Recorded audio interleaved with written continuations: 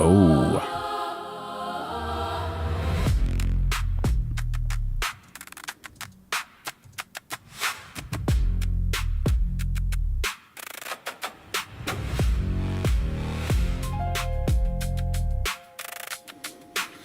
And we are live one more time.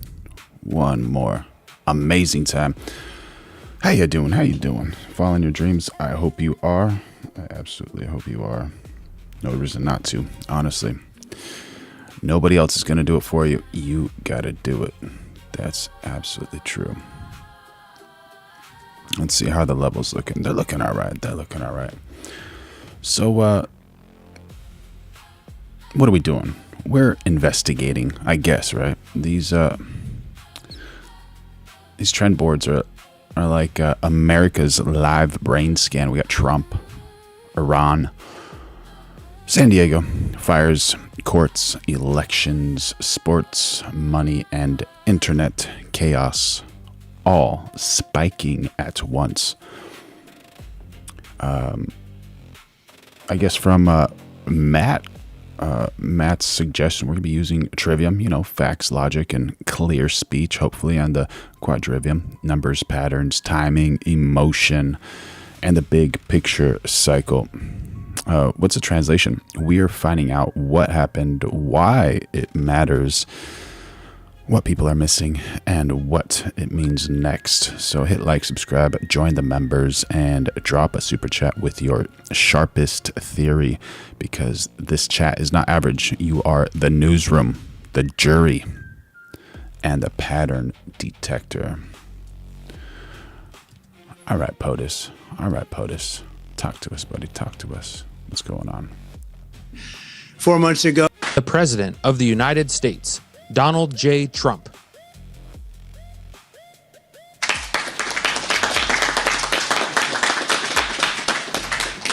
well, thank you very much. It's great to be here on this very beautiful day. A lot of very positive things happening. Less than 4 months ago, I stood before you to announce the launch of the trumprx.gov, a brand new website featuring the largest discounts on prescription drugs in the history of our country. Good man. The history, frankly, of any country. And for decades, Americans paid the highest drug prices anywhere in the world by far. But under the most favored nation agreements I negotiated, we now pay the lowest price paid for anybody in any country. We went from the highest to the lowest, and I think outside of maybe a cure itself, it's the biggest thing to happen to healthcare and everything having to do with medical in any Fried Frequencies, how you doing, buddy? Hopefully you have a great day. Thank you for the chat. way, shape, or form. There's never been anything like this. We think of it, we went from the most expensive to the least expensive. So we've slashed the price of dozens of commonly used prescription drugs by differences of 400, 500, and even 600%. In my first term, I got it down 1/8 of 1%. It's the first time in 28 years it went down 1/8 of 1, and now we're talking about 4, 5, and 6, and even 700%, including for weight loss drugs, fertility treatments, insulin, and much, much more. Since that launch in February, trumprx.gov has already been visited more than 10 million times and has saved American consumers over $400 million already, and it's really the hottest thing in medicine. Hottest. It's been amazing. I asked Dr. Oz, how's it doing? Bobby was there. He said, nobody's ever seen anything like this, so it's great. People are saving a lot of money. Over the next 10 years, the Council of Economic Advisors estimates that our most favored nation drug policies will save Americans over $500 billion. And this has been the greatest breakthrough in lowering healthcare costs in modern history. But we're just sort of getting started, actually, because we have a lot more to come. So today I'm thrilled to announce that we're increasing the number of drugs available on TrumpRx by nearly 7 times, adding over 600 affordable generics to the website, working with Civil Defense Program supplies. Lee 84 jumping in on the chat. Could have fixed part of the China stuff he talked about during his Pence VP term. There you go, buddy. There you go. How you doing, Lee? Good to see you in the chat. Do you guys agree with Lee or disagree? With industry partners. Cost-effective generic drugs are often available at just a tiny fraction of the price of their brand name equivalents. And in theory, they're the same thing. Sometimes they're better, with the same dosage, the same effectiveness, and the same active ingredients, yet many consumers do not think to ask for them. They don't know about. By the way, we're going live every day of 2026, so make sure you like, subscribe, turn on those notifications, become a member, throw in a super chat if you want. There you go. Lee saying good morning to everybody. How you doing, buddy? Good to see you. Good morning. By incorporating this massive catalog of low-cost generics at trumprx.gov, consumers will now have one source to ensure that they're getting the lowest possible cost on their prescription. So they have a real option now. Today they have something that they've never had before. They've never had anything like this or even close. With these additions, TrumpRx will feature the best and lowest prices on prescriptions used by tens of millions of Americans already. And in some cases, the discounted generics available through TrumpRx may be offered at an even lower cash price than the out-of-pocket insurance cost, which has always been the lowest, but we're going to be lower. This means that the trumprx.gov should always be your first stop before you go to the pharmacy to pick up your prescription, and you'll certainly be checking on your pharmacy by doing this, and at a minimum, you'll know what you're supposed to be paying. I want to thank the leaders of several major pharmacies and generic drug makers who are partnering with us on this effort, including the co-founder of Cost Plus Drugs, MarkCubn. Mark, thank you very much, Mark. Looking good, buddy. Mark. Come here, Mark. Nice to meet you. Thanks, sir. Appreciate it. We have the same thing, one thing in common. We want to make people better and keep them wealthy, right? Good. Good to be with you. Vice President of Amazon Pharmacy, Tanvi Patel. Thank you very much. And the president of our... Oh, yeah. Fred Frequency says, I wonder how much he's banking off of TrumpRx. What do you guys think? Is he making a lot of money, or is he doing it for the good of the United States civilians?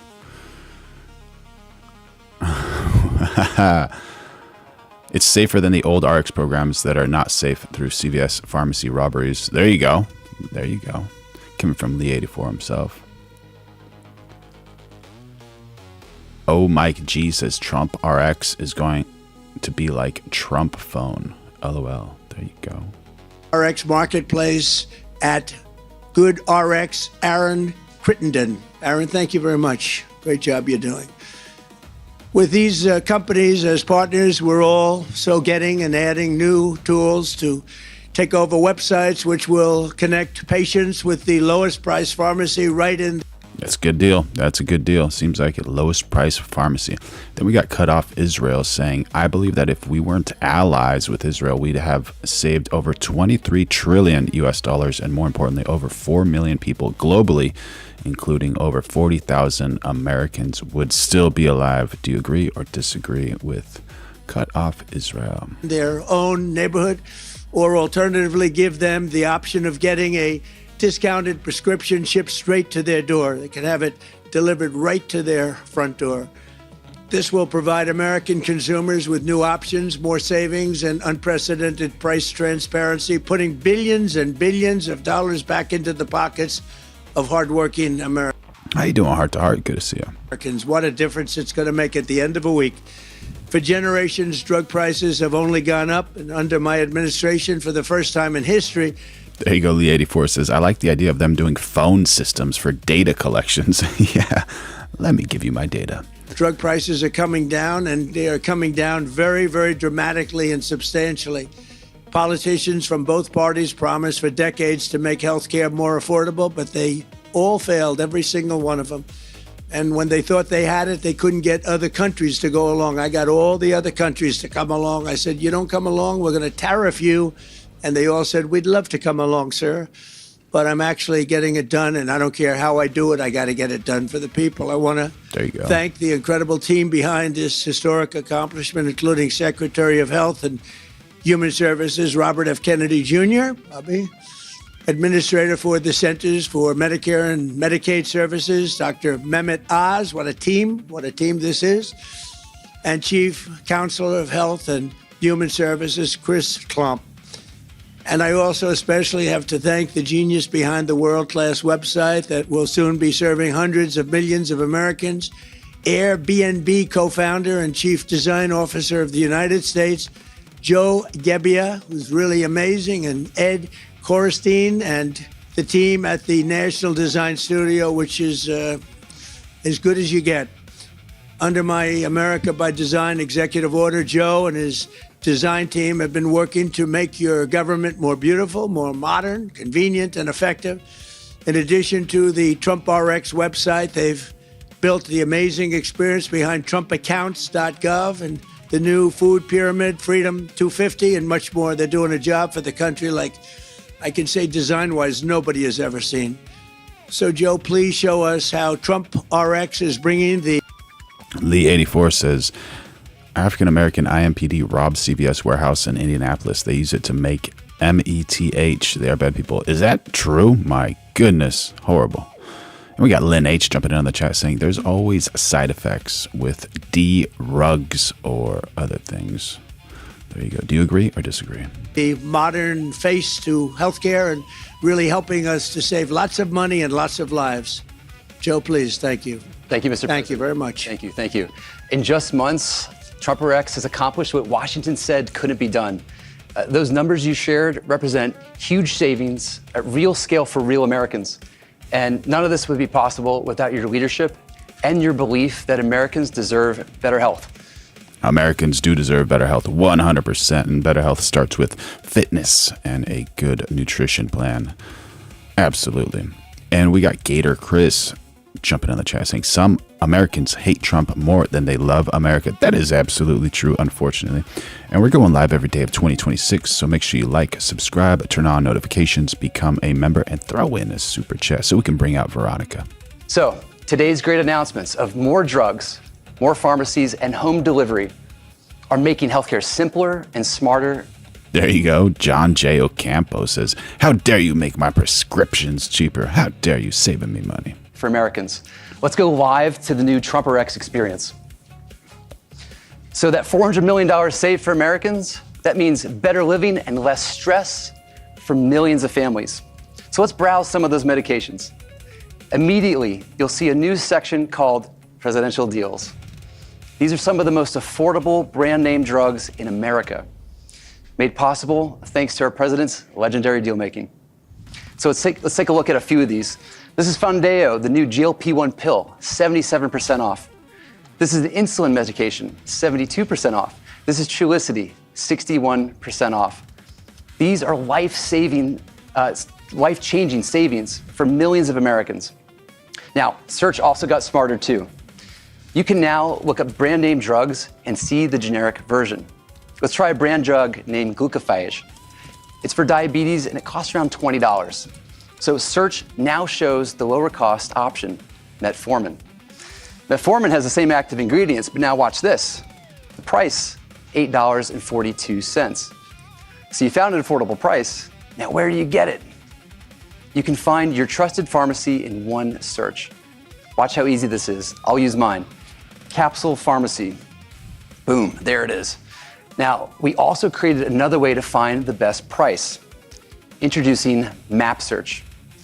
For the first time, you can see chain and local independent pharmacies on the same map. We got Pamela Foss jumping on the chat saying, I wish Trump would tell the truth. Like I'm teaming up with billionaires. I'm going to make a buttload of money. And you guys out there can sit and spin. What do you mean by sit and spin? Do you agree or disagree with Pamela? So here's my location. I see an option here at a pharmacy for $18 and a block away, $8.42. Now you can compare for the best medicine prices, as easy as it is to compare hotels. Paul saying Rachel Maddow is now sleeping with Trump. Oh my goodness. Are there pictures or videos? Let's see. Or Airbnbs or baseball tickets. This is simple, transparent healthcare pricing. So when I find what I'm looking for, I take this coupon, show it to the pharmacist, and I get the TrumpRx price. That simplicity is why TrumpRx has taken off nationwide. Okay, there's one more thing. Today, we added new partners for fast home prescription delivery. I can actually get this medicine to my door in a day or so. So from search to savings to satisfaction, this is healthcare built for modern life. You compare prices on flights. Why not medicine? Don't just fill your prescription, TrumpRx it. Because the strongest nation on earth, America, starts with the healthiest people on earth. Mr. President, back to you. That's right. Great job. Beautiful. Thank you. Well, thank you very much. Really amazing the job you've done. And so quickly now I'd like to ask Secretary Kennedy to say a few words, and Dr. Oz and Mark Cuban and Chris Klump. And we'll take a couple of questions maybe at the end. Thank you. Bobby, please. Thank you, Mr. President. The epidemic of chronic disease in this country is now existential. If you include my agency plus Social Security and the VA, Americans now spend 48 cents out of every dollar that we spend in federal taxes now go to health care. 90% of that is for chronic disease. And those costs are increasing at 2% at greater speed than the GDP. In addition to that, it poses an existential threat to our national security. 77% of American kids cannot qualify for military service.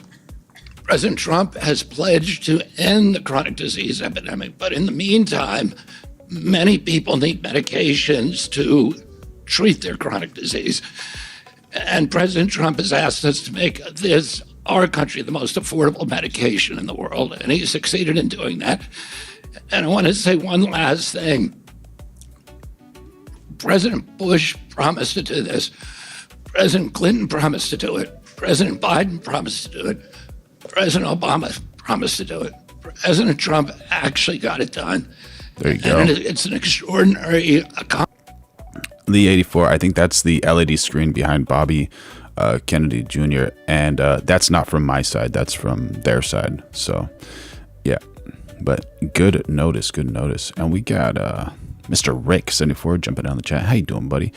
Saying people sit here and gripe about Donald Trump every day. He knows what he's doing. People need to relax a little bit. There you go. Do you guys disagree or agree with Mr. Rick 74? We're going live every day of 2026. Make sure you like, subscribe, turn on those notifications, become a member, throw in a super chat. Accomplishment. It's an extraordinary legacy for him, and it's a gift to the American people.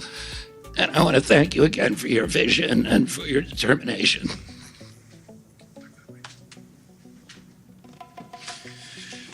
This is yet another example of this administration and the president's leadership making life more affordable. And it's in a particularly important arena because almost 1 in 3 Americans, when they go to a drugstore, cannot afford to pick up the medications that their doctor prescribed for them.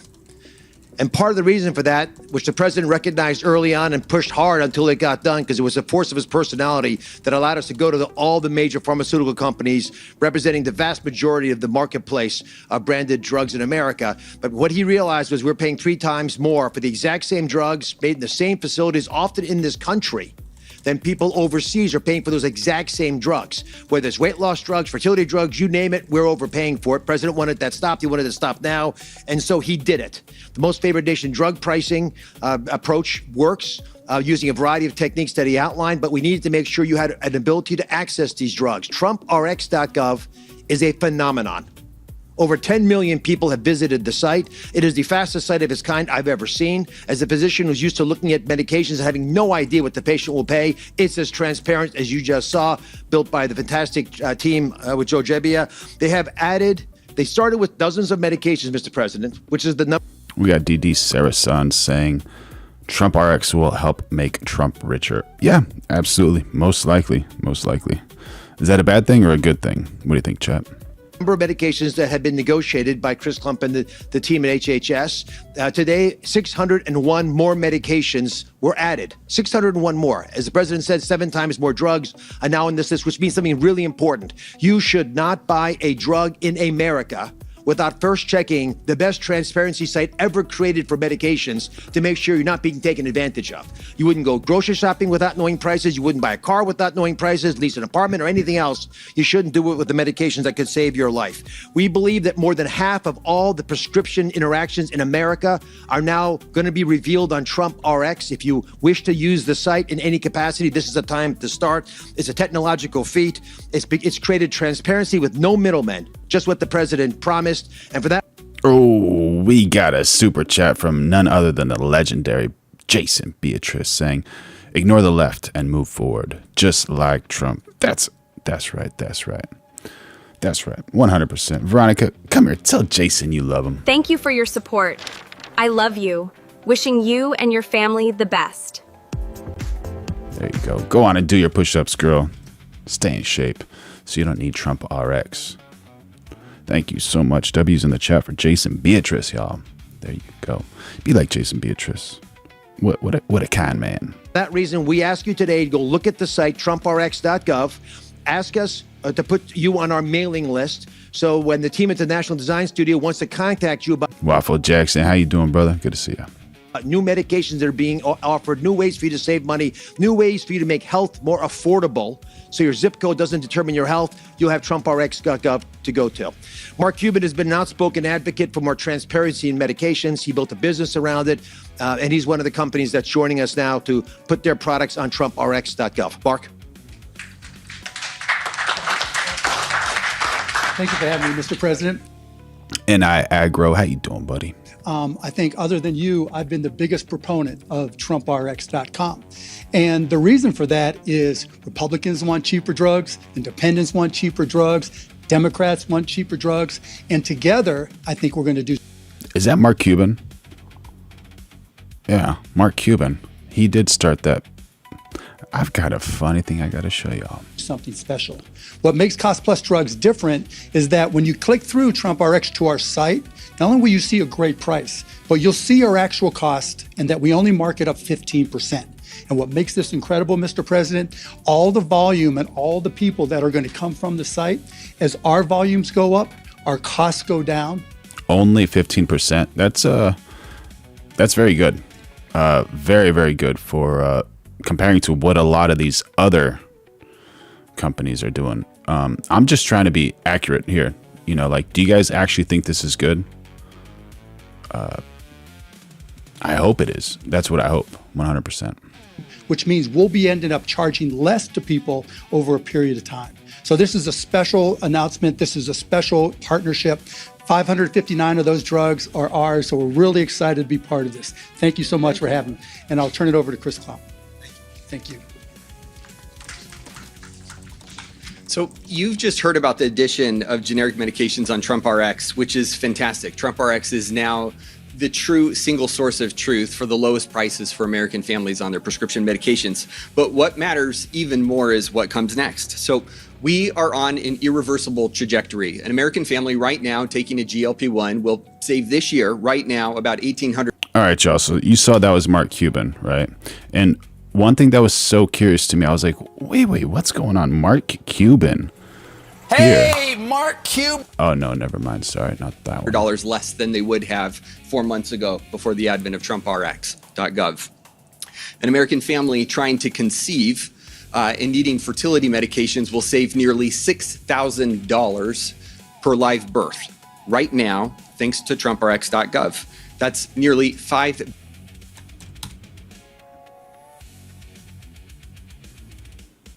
All right, so here's Mark Cuban calling Donald Trump the most unethical person, which is just Thank you for your support. a little curious to me. I love you. Yeah, Veronica loves you. Calling him the most unethical and then jumping on board. This just goes to show you, like, you can't get too angry with politics or any of that type of stuff, because when money gets involved and it's beneficial for both parties, Pam. Best friends, what's happening? Demonize and give credit to nobody else. And that is the antithesis of good leadership. That's the antithesis of good character. That's the antithesis of being ethical. That's who Donald Trump is. I've known him for 25 years. I'm never going to say we were best friends, but he is the most unethical, lacks character, dishonest person I've ever done business with or worked with. Why does that matter, though? Like, people are going to... What do you think, man? What do you think? And when was this? This is 1 year ago. Oh man. Whenever the money's right, that's what happens, you know? They say follow the money. Very interesting. But he did have shining words for Trump. I'm going to look at that and say, I don't care. He's an I do, yeah. But he's our... He's my Yeah.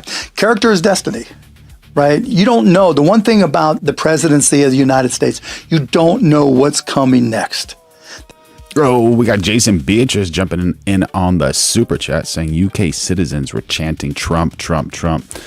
There you go. Veronica, come here. Tell Jason Beatrice you love him. Thank you for your support. I love you. Wishing you and your family the best. Thank you for your support. I love you. Wishing you and your family the best. Veronica loves Jason Beatrice. Everybody loves Jason Beatrice. W's in the chat for Jason. And that is true. UK citizens were chanting Trump, Trump, Trump.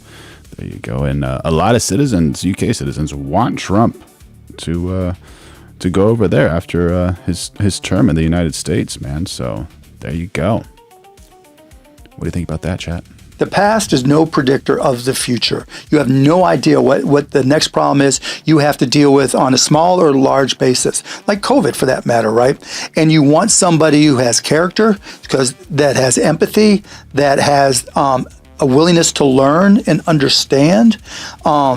And you want somebody that is ethical when it comes to making difficult decisions. I can't even imagine why people consider Donald Trump because of his lack of character and ethics. Because when that tough time comes to make a decision, he's only going to listen to himself. And we've seen how that works out. We saw it worked on the debate. And that tells you all you need to know. You don't want somebody like that dealing with the uncertainty. And as bad as lack of ethics, lack of character, lack of honesty is, the fact that he makes no effort to learn anything. This is one of the few human beings on the planet that get dumber in front of our face every single day. There you go, Libs. Do you agree with him? Man, oh man. Thank you for your support. I love you. Oh, Veronica just wants to jump out again. Wishing you and your family the best. There you go. Thank you so much, Jason Beatrice. You're the best, man. $1 billion going to the pockets of hopeful parents. And what do you guys think about that? Mark Cuban just changing sides. There you go, Mr. Rick 74 saying Trump haters are always going to hate. For the next decade. So how do we achieve this? By proving that in America, you can do well by doing good. TrumpRx has created a revolutionary vehicle for a true public-private partnership. Private innovators are stepping up to the plate, and they're doing it not just because it's the right business decision, but it's the right moral decision. So to accelerate this process. Oh, Joe Mama says Americans consume 54% of all pharmaceuticals produced. Americans are far from healthy. Maybe we don't need those pills. Yes. Thank you for your chat, Joe Mama. What do you think we need? We will continue focusing on three things, the same three things we talked about you in our last conversation on most favored nation pricing led by the president. First, we continue to bring additional industry partners on board. Last time we had a conversation with you about MFN, we put out a call to small and mid-sized biotechnology manufacturers and pharmaceutical companies to come sit with us to make their product portfolios available at MFN prices. We said that we would be fair and we would be reasonable, and the industry has answered that call. We've been inundated with demand for discussions to ensure that every American family can continue to access MFN prices, not just for the companies that have been negotiated, but for the many that are yet to come. Number two, as the president mentioned, we are continuing to negotiate international trade agreements. Those are well underway, working lockstep with our partners at Trade and at Commerce. And number three, legislation. We are continuing discussions on the Hill with Congress to ensure that the president's great healthcare plan lasts for decades to come, guaranteeing greater affordability, greater accountability, greater transparency for every American family. It turns out, as Mark said, there is appetite on both sides of the aisle to make progress on this important point. When a parent goes to the pharmacy, they're not thinking about political ideology. They're thinking about what's best for their family. And today, leaders across the spectrum, irrespective of their party, are standing together because Americans demand affordable health care, and it's an American imperative. This president has set us on a course to permanently benefit from lower drug prices as a country. The foundation is built, the market is engaged, the future is affordable, and I yield the podium back to the man who made all this possible. Thank you, Mr. President. Would you like to say something? You're over there, you look so beautiful and nice. You two, come on over here. Just say a couple of words about Thank you. Thank you. There you go. What a gentleman. You look so beautiful. You look so nice. Come here. Come here. Say something. Say something. All right. So we got numbers that matter. The site advertises examples like Wegovy pill, $149 a month versus $1,349 original price. All right. W for TrumpRx there. Hate Trump or love him. If he's saving you $1,200, you're gonna like him, I guess, right? Per pill. Goodness gracious. Ozempic, $199 a month versus $1,028. We have Zepbound, $299 a month versus $1,087 US dollars. The site also claims $400 million US dollars saved for Americans, though that claim should be judged against independent audits over time. So as you know, we're always just trying to gather the truth and give you the truth over here, trying to find the patterns. Would I use it if I needed it? Absolutely. If I hated Trump? Absolutely. If I liked Trump? Absolutely. Why not? What do you think, Chet? Would you use this or would you not use it? Oh, stop moving on me. Won't you just stop moving on me?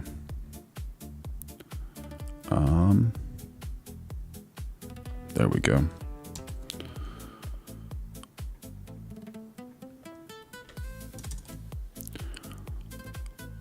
I'm trying to find what the bad part is. So is it a good idea? Yeah. Good tool, sometimes big and national solution. Not yet. So from what I gather, TrumpRx is useful if it actually lowers the price in your hand at the pharmacy counter, right? So we gotta, I guess, compare it what the out the door cost would cost at CVS and then what it would cost through trumprx.gov. I guess, but don't clap for the website. Clap for the receipt, right? You need that receipt. The real test is simple. Does the patient pay less? Does it count toward insurance? And is there a cheaper generic someplace else? Something that does the same thing. Oh, there we go. We got Chinese president gave a shout out to MAGA. There you go, bro. There you go. How good is MAGA if the president of China is shouting them out, buddy? Absolutely. Absolutely. Veronica, come back and tell Jason how much you love him. Thank you for your support. I love you. Wishing you and your family the best. Oh my gosh. Oh my gosh. Jason, amazing. Amazing. Thank you so much, buddy. So much. All right. So maybe the weak structure, it adds another layer to an already messy system. Insurance, PBMs, coupons, manufacturer discounts, good RX, cost plus drugs, pharmacies, deductibles, KFF warrants that patients now have to compare many moving parts, and TrumpRx ads could lead some people to pay more than they would have through insurance or a generic alternative. So there we go. I'm trying to find the good, trying to find the bad, trying to bring the best to you, my viewers, because I love you. The Lord loves you. Trump also probably loves you because he wouldn't be doing this if he didn't. Unless he's getting paid quite a bit, right? One of those things. But now we know the words that came from this gentleman, Mark Cuban. As character? What we know about Trump. So they're working together now. You know, maybe Mark Cuban just misunderstood him. Maybe we all are just misunderstanding Trump. Thank you, Mr. President, for having Amazon here today. It's really great to work with the administration and the NDS on building TrumpRx. At Amazon Pharmacy, it's been our mission to build a pharmacy with price transparency from day one. And it's been our mission to make sure that Americans who need their medications know how much they're going to pay out of pocket for brand or generic medications. It's what we're built around, whether you're paying cash or insurance. And we look forward to continuing to innovate on this. Thank you. Thank you. Thank you. Good luck. I'm going to move this up just slightly. Thank you for having us on behalf of GoodRx. Look, we have shared mission as everyone up here to deliver healthcare that's affordable to every American. We couldn't be prouder by what you're doing and be part of it. So thank you so much. Well, thank you very much. Any questions of these brilliant people? Yeah, please go ahead. Go ahead. Yes. The white? Yes. Mr. President, on the IRS, They're giving a briefing on it a little while at the mosque. they're giving a briefing, and it's a terrible situation. I've been given some early updates, but we're going to be going back and looking at it very strongly. Yeah, please. Justice Fund created $1.7 billion. Can you speak a little bit about your pulse on Truth Excuse Social? me?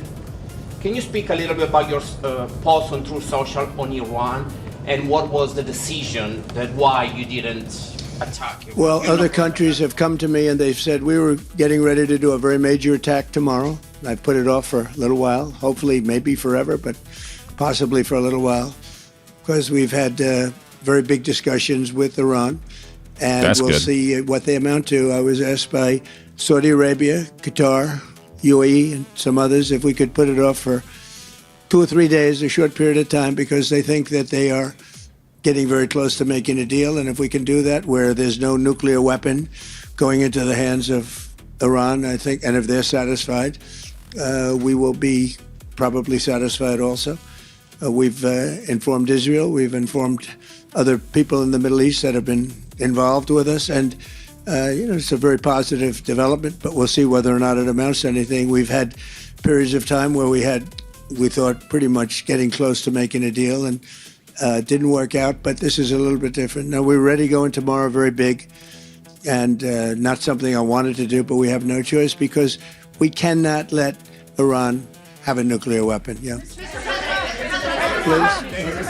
The Justice Department has this new fund that was announced today, $1.7 billion. Yeah. Why should taxpayers pay for the January 6th? Well, it's been very well received, I have to tell you. I know very little about it. I wasn't involved in the whole creation of it and the negotiation. But this is reimbursing people that were horribly treated. It's anti-weaponization. They've been weaponized.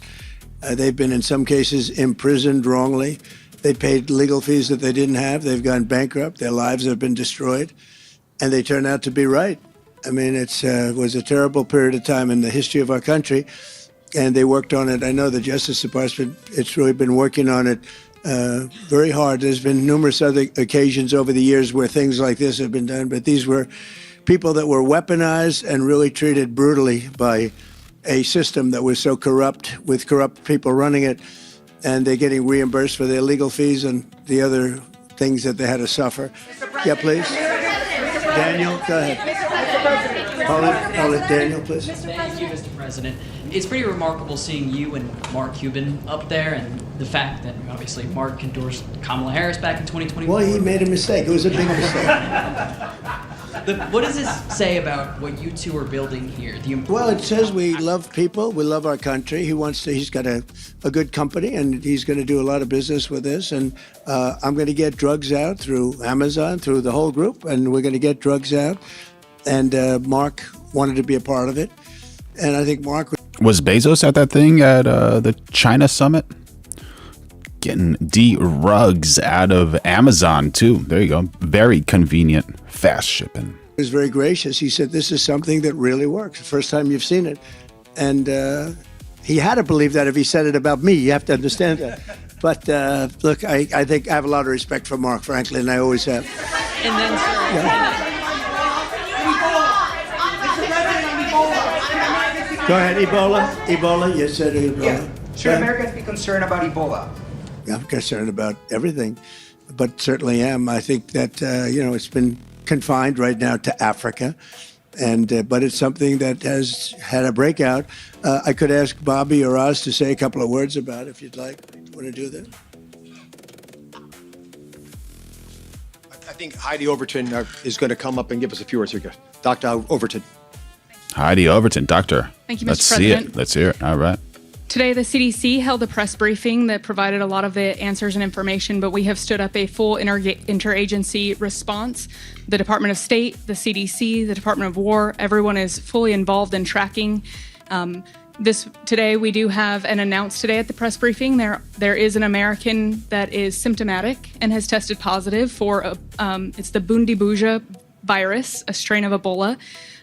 That American, as well as 6 other high-risk contacts, are going to be taken out of that region and taken to Germany. We want to thank our German counterparts. that is an internationally recognized location for viral hemorrhagic fever treatments. So we're very grateful that they would take them. It's a significantly shorter flight time for Americans to receive treatment there in Germany. For all other Americans, we have issued travel warnings. We have instituted just today entry restrictions for non-U.S. citizens that have been in the region in the past 21 days. So in Uganda, Democratic Republic of Congo, and South Sudan. So very serious measures that have been taken. We are working to communicate very frequently with everyone. Your question was, should Americans be worried? Right now, there are no cases of Ebola in America. We want to keep it that way, and we are doing everything we can to support Americans in the region. Thank you, Mr. President. Mr. President. All right, so I got somebody who was jumping in on the chat and saying that Americans consume 54% of all pharmaceuticals produced. We are far from healthy. Maybe we don't need those pills. And just got to give you a correction. No, that exact claim is not accurate. It sounds like a distorted version of a real problem, right? So that's not the truth. The more accurate version is Americans pay about half of global prescription drug revenue, but use a much smaller share of the actual drug volume. So we're paying way more than everybody else in the world, and we're using way less.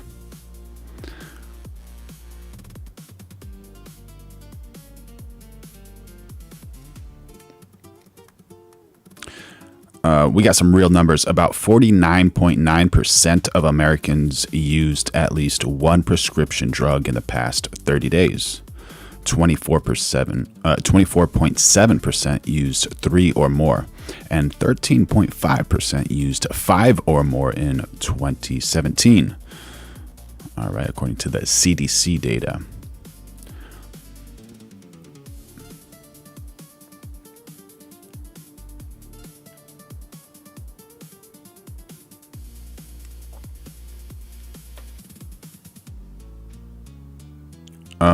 So in 2021, CDC reported that 60% took at least one prescription medication and 36% took 3 or more than one medication. So yeah, that claim that 54% is probably fake or badly twisted. The real scandal is much sharper.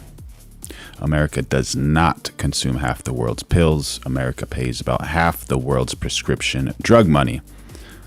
That tells you less about our biology and more about our pricing system. President Trump over here. President Trump. Go ahead, on Iran. Yes, follow up on Iran. Other countries have done this before. They have asked you to change course in order to they dangled a peace deal in front of you saying one was coming. Nothing has come into fruition. You mentioned this. Well, a lot's come into fruition. We've taken a country that was going to have a nuclear weapon, and we've virtually destroyed its military. They have no navy. They have no air force. They've been virtually destroyed militarily. That's a lot. That's a big. We could leave right now. It would take them 25 years to rebuild. And the last thing they're thinking about, I think, is nuclear. Now they have to put it down in writing. But when you say nothing, we've totally. We got Waffle Jackson jumping on the chat saying Prime Minister Trump 2029. Do you agree or disagree? How amazing would that be? What would it be like? Make UK great again? Muckga? Totally destroyed, excuse me, from CNN. We've totally destroyed their military. We've destroyed their leadership. As you know, their leaders are gone. Their leaders are gone at the first level. The second level, we're dealing with half of the third level. And I think we've made a lot of progress. And it's very simple. You know, we don't want to go through this. We had the greatest economy ever. We still do. The stock market at a brand new high a little while ago. I never thought that was going to happen. We had to make the excursion. You know, we hit 50,000 on the Dow. We hit 7,000 on the S&P, and everyone said that couldn't be done within my 4 years. It would be too big. Well, we did it in my first year. And then I called Scott and Howard. I called them all into my office. I said, we're going to take a little excursion down to the Middle East, and we're going to confront Iran because they are desperate to have a nuclear weapon. And the only reason they want it is to use it. And I said, I hate to do this because we're doing so well, but this is the most important thing we can do. We can't let Iran have a nuclear weapon. So we did that. And when we did that, we were met with a little force, and we ended up...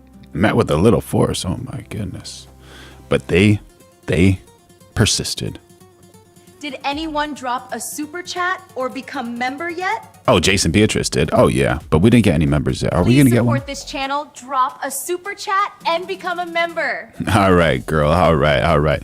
You just drop that kitty right there if you want. And I guess that might bring back some memories to Super Orangish, who brought up the word kitty, but in a different way earlier about Trump grabbing something. There you go. Ended up destroying them. We now have a tremendous, we built really a steel wall where no boats are blockade, where no boats are able to, not one boat has been able to get through our blockade. Look, our military is the greatest military anywhere in the world. I just left China, and I will say President Xi was very, very complimentary of our military. He was amazed, actually, at our military. We have the greatest military in the world. We're not going to let Iran have a nuclear weapon. So I was called by these three countries, plus others, and they're dealing directly with our people and, right now, Iran. And there seems to be a very good chance that they can work something out. If we can do that without bombing the hell out of them, I'd be very happy. Please. Sir, on weaponization, I have a question on weaponization. Do you believe that people... We got Jason Beatrice jumping on the chat saying, how can people insult these guys? Look up who the guys behind Trump replaced. Very, very good point. Very good point. Do you agree or disagree? Who committed violence against Capitol Hill police officers on January 6th should be eligible for compensation from this DOJ fund? And are you or your family members going to be seeking compensation from that fund? It'll all be dependent on a committee. A committee's being set up of very talented people, very highly respected people. I think it's a committee. Highly respected. That's great. Don't worry about it. 74 says, you always have to keep your enemies close. People that hate Trump obviously don't know what's going on behind the scenes. That's the reason they female dog and whine every day. There you go. Coming directly from Don't Worry About It 74. Do you agree or disagree? We're going live every day of 2026. So make sure you like, subscribe, turn on those notifications, become a member, throw in a super chat. Committee of 5. And again, I didn't do this deal. It was told to me yesterday. They said they're doing something. I do believe there has to be compensation for people that were destroyed. You have families absolutely destroyed, and it's all going to be determined by a committee of 4 or 5 people that are... We got Lou Scant coming in hot saying, why is your argument always, what about the people before and nothing on its current merit? Can you explain your stance? We'd like to know more about your stance, buddy. Thank you for jumping in on the chat. We got Jason Beatrice saying, I love Super Orange. She is the only Democrat that doesn't say racist slurs to me. Oh, that's so nice. So nice. They're respected and very brilliant at what they do. Yeah, please. Go ahead, please. No, one at a time, please. In the blue, yeah. Thank you, Mr. In the blue, yes. Go ahead, please. Thank you, Mr. President. On election integrity, so a lot of Republicans, including you, are speaking out against a massive mail-in ballot era in Maryland. Yeah, terrible. How concerned are you about election integrity as Americans are heading into the midterms? I'm very concerned about it. I'm very concerned about mail-in ballots. We're the only country in the world that's doing mail-in ballots, and a mail-in ballot is, by just the nature of it, it's going to be corrupt. So many people handle it. You go into a well-run voting booth in a certain state, we'll pick a state, but you go into, and I mean, they look, even me, I went in Florida and went to vote, and they said, sir, I hate to do it. I'm so embarrassed. Could I see your identification? I said, that's amazing. That's amazing. That's a great story right there. Sir, can I please just see your identification? And another question is it good if President Xi likes the U.S. military? Yeah, but only if likes means respects and avoids war, right? And no if it means he studied it to beat it. So that's a pretty tight one, I guess, Yeah. If he likes it enough not to mess around. But if he likes it like a chess player likes studying your best move, then no, that means he's not admiring it. He's preparing for it. So it's very good to kind of understand what is happening with all of these remarks, you know, because sometimes these politicians will say things and they want you to think something else. But in the future, they're like, hey, remember when I said that? Do you remember? The real reason I said that is because of this. And then shots of whiskey and laughter ensues, or whatever it is, shots of water and push-ups, you know? Really? Do you really want to do that? Please, sir. I'll lose my job if I don't do it. I was very proud to hand her identification and everything else. I mean, you want to have proof of citizenship. You want to have a voter ID. You want to have all these things. But to me, maybe the worst of all is the mail-in ballots where they come in. So, as you know, in Maryland, 500,000 fake ballots were sent out. When they were caught, they said, oh, we'll pull them back. And they issued 500,000 new ballots. And as you know, they never got the original ballots back. So there are 1 million ballots out there. Many of them went to Democrats, and it's a very serious thing. And I'll tell you, I've looked at Maryland for a long time, and I know Maryland. We got Trailer Shift jumping in on the chat saying the illusion that your vote counts. Do you agree or disagree? Chat, we're going live every day of 2026, so make sure you like, subscribe, turn on those notifications.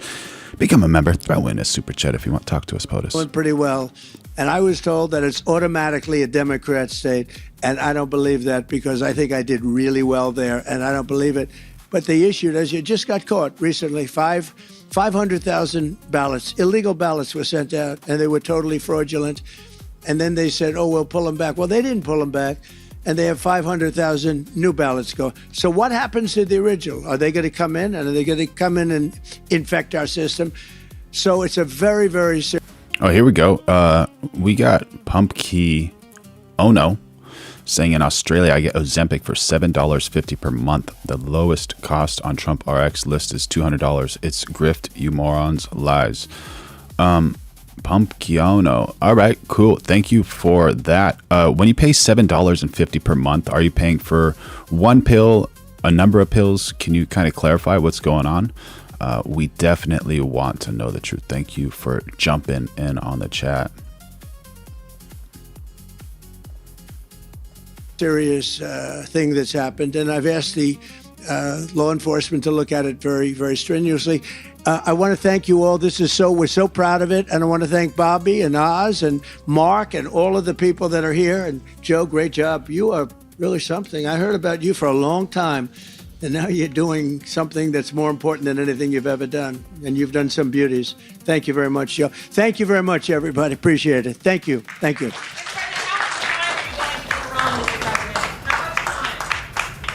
What a gentleman. What a gentleman. There you go. All right, so we had something in regards to this guy back here, Mr. Bobby Kennedy. Let's see, who was it from? Somebody said. Yeah, check who Bobby Kennedy replaced. Was it Xavier Becerra? All right, let's take a look. Let's take a look.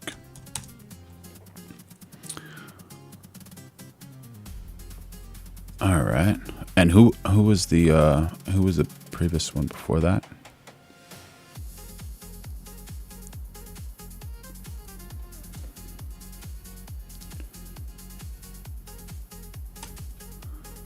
And let's grab this one. There you are. And I'll pull that up for you in a sec. But let's see what Gaza does with all the rubble. About 15 Great Pyramids of Giza, or 186 Empire State buildings. This is the equivalent of more than 70 million tons of rubble that Israel left in our cities and streets, shattered, choking us like silent death. The removal of the rubble is connected to the reconstruction phase, the same phase that Israel rejects. Israel announces this rejection by preventing fuel, heavy machinery and vehicles, the reconstruction projects and materials from entering to Gaza. Also, by bombing some vehicles that already remain in Gaza, but removing some rubble without a previous coordination with the IOF. 2 rubble dumps causing environmental hazards, waste of space, and unsustainable solutions. أنا جاي عبيتي أنا بعد ما انقصف أستصلح بعض الشغلات إنه أنا أقدر أقود فيها أيامي والأيام اللي جاية. شو الأدوات المستخدمة حالياً لرفع الركام؟ يعني مع أدوات يدوية ولا أدوات ثقيلة ولا شو المتوافر؟ أقل من المستطاع، شغلات يعني بدائية كتير، يعني إحنا بنموت لما نطول الشغلة اللي إحنا بدنا إياها. شو بتطولوا يعني؟ كل شيء بنلاقيه صالح بنطوله. زي إيش؟ زي مثلا هواية، مكواية، بلوزة، ثلاجة، أي شغلة بنلاقيها كويسة بناخدها. مش كويسة هي قدامك. في مثلا شغلات كلها هذه راحتها، كلها راحت. طب وأنت كيف بتندل على الغرض اللي بدك إياه؟ يعني كيف تعرف وين تدور؟ Man, what a tough and sad job. You got to go through the rubble and just try to find things to survive.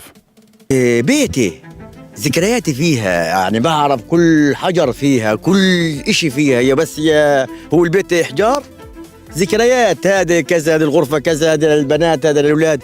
سبحان الله بتلاقيني إيش على طول عارف وين بدك تدور على الشغلة. بالضبط. All right, we got Pump Kiono saying Ozempic comes in a pen like insulin. It holds 4 injections, 1 per week for a month. Okay, so for 1 month's worth, you paid, I think you said $750. Is that accurate? Yeah, $750 per month on TrumpRx. It's listed as $200. Okay, thank you for clarifying that. أولاد إحنا عايشين هنا حوالين الركام. احكوا لي شو رايكم في الركام؟ شو بخوف الركام ولا بخوفش الركام؟ بخوف كثير، مش منيح. ليش مش منيح؟ وبنخاف نطلع عليه. ايش بخوف في الركام؟ الأحجار والردم وبنخاف واحد يقع. وعمره وقع حدا إشي؟ وشو بيطلع من تحتيه؟ رمل وحجر، احنا بنطلع خشب. All right, so we'll see what's going on over here. We have Thank you for your support. Trump. Thank you, Veronica. Let's see if we can see this better. Here's the Ozempic pen.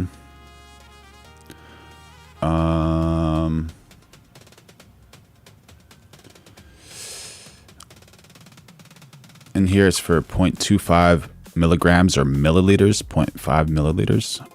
How many times have you taken Ozempic pen? 0 to 1. Okay, whatever. TrumpRx price is $199 instead of $828. Let me see why this is.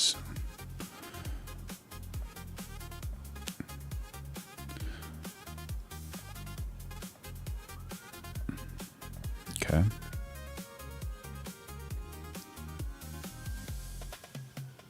All right.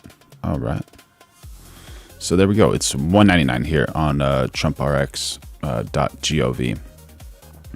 And if you can you send me a screenshot, Pump Kiono, to my Discord channel? I'll send you a link to the Discord. Just drop it in there, and then I'll pull it up on the screen just to show you guys, because we're trying to get absolute accurate information for everybody here. And thank you for helping out the chat.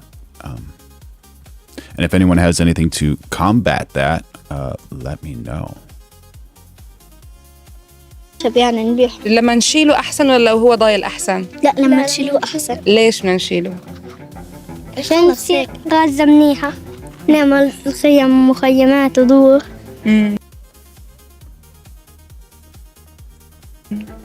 ونعيش بعيشة حلوة. Sometimes INGOs convert small amounts of this rubble into gravel so we can use it in the destroyed roads. But again, this is not sustainable and we need a real solution. A solution that we can name a real reconstruction phase. Oh my gosh. So tough, man. Just look at that whole situation. Absolutely horrible, man. Horrible.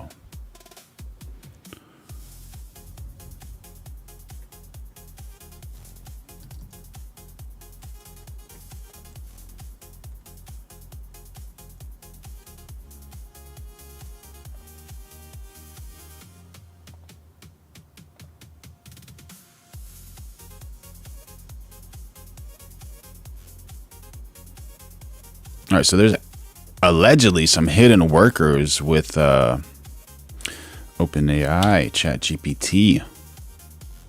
Let's see what's going on over here. I definitely worked on ChatGPT. I definitely worked on Gemini.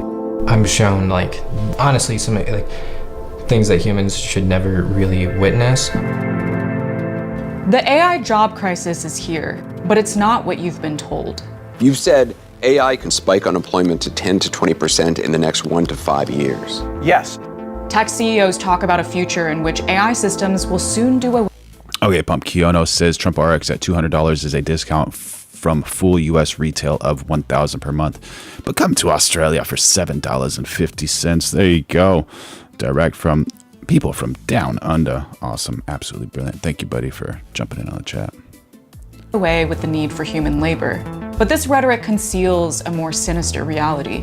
While AI is triggering layoffs, its development is also driving the rapid growth of a new kind of worker. I could set alarms for specific jobs, and if that alarm went off in the middle of the night, I was up, and I would work until the tasks ran out. It's a hidden workforce, which Silicon Valley first recruited in low-wage countries, with college graduates making up a record share of the unemployed. Data annotation and AI training are among the fastest growing jobs in the US. So I set out to talk to these workers. I wanted to know, how is AI actually affecting work in this country? So I'm essentially just working as an anxious rabbit the entire process. Like, will this end tomorrow? And how do we make sure AI works for all of us, rather than so many of us having to work for AI? The kind of inequality that we're talking about here could be something we've never experienced. Very interesting. I was talking to my mom and I just started crying. I'm like, I can't see where this money is coming from. Jen is an Ivy League PhD graduate from a small southern town. Jen is not her real name. Like most people we talk to, she asked to be anonymous for fear that tech companies could retaliate. Well, I highly doubt they want this information public. Last year, as she was wrapping up her degree, she started looking for a job.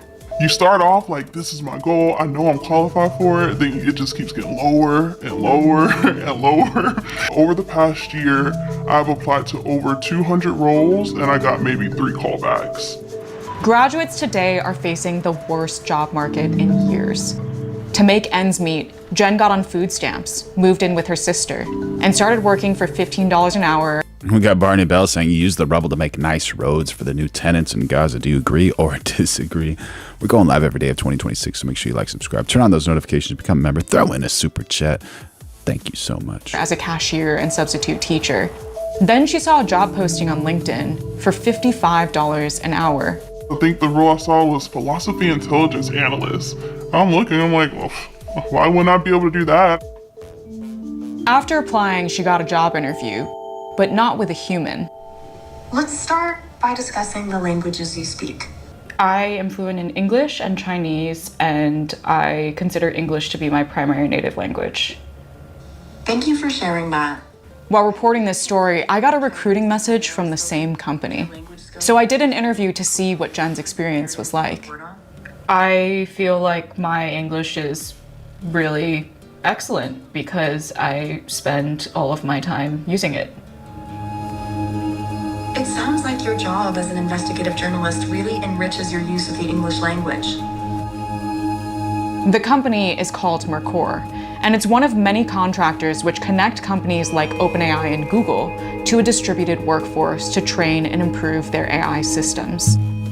In the same way the AI boom has led to unprecedented growth in data center construction, it has also created an insatiable appetite for these workers. AI companies kind of present these tools as digital technology. Tim Newman is a labor researcher who studies the tech sector. But this is really the result of an entire global supply chain, everything from mineral extraction to manufacturing to data centers and the data workers. For years, tech companies searched for data workers largely outside the US, in low-wage countries like Kenya and collapsing economies like Venezuela.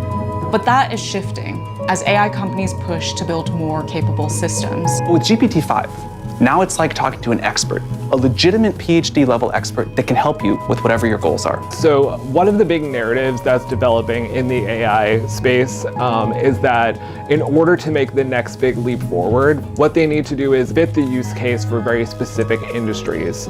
We've gone from maybe the models being like a smart high school student to really starting to get at the PhD level. So in order to make these kind of leaps forward, the companies are really seeking out people with expertise. AI firms are looking for expertise in pretty much everything because their models are only as good as what they're trained on. We're lacking consistency, so you often hear some of our competitors talk about, these modern systems that we have today are PhD intelligences. I think that's a nonsense. They have some capabilities that are PhD level, but they're not in general capable. By catering to this demand, the 4 largest data work startups have each had gross revenue of roughly $1 billion a year. Oh my goodness. Annual gross revenue of $1 billion a year. There you go.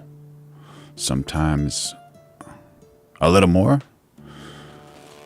All right. Would you ever work for an AI company?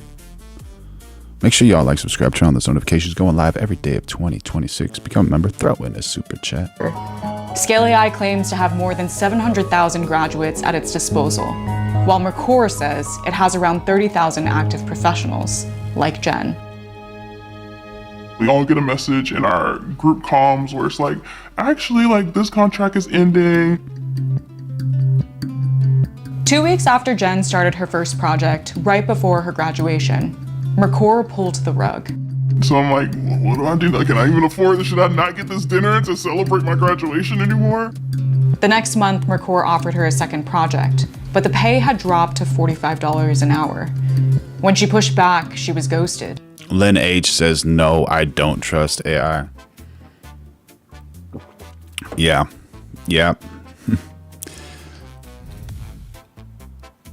Waffle Jack says, the money seems good, but I watched Terminator 2 too much. Can't go helping Skynet. There you go. A few months later, Mercor offered her $35 an hour. I signed it, even though last year I would have found it so offensive. She had learned her lesson. With this kind of work, you have to take whatever you're offered. And if you're ever offered a high-paying task, it's a race against the clock. My last contract from Mercor offered me $101 an hour. I told the teacher, you're not going to see me next week because I'm going to try to max out all these hours before they end the role. I did those 40 hours, role ended the next day. Dang. I shouldn't have to do that. No one should have to do that. Just disrupt everything. It's predatory.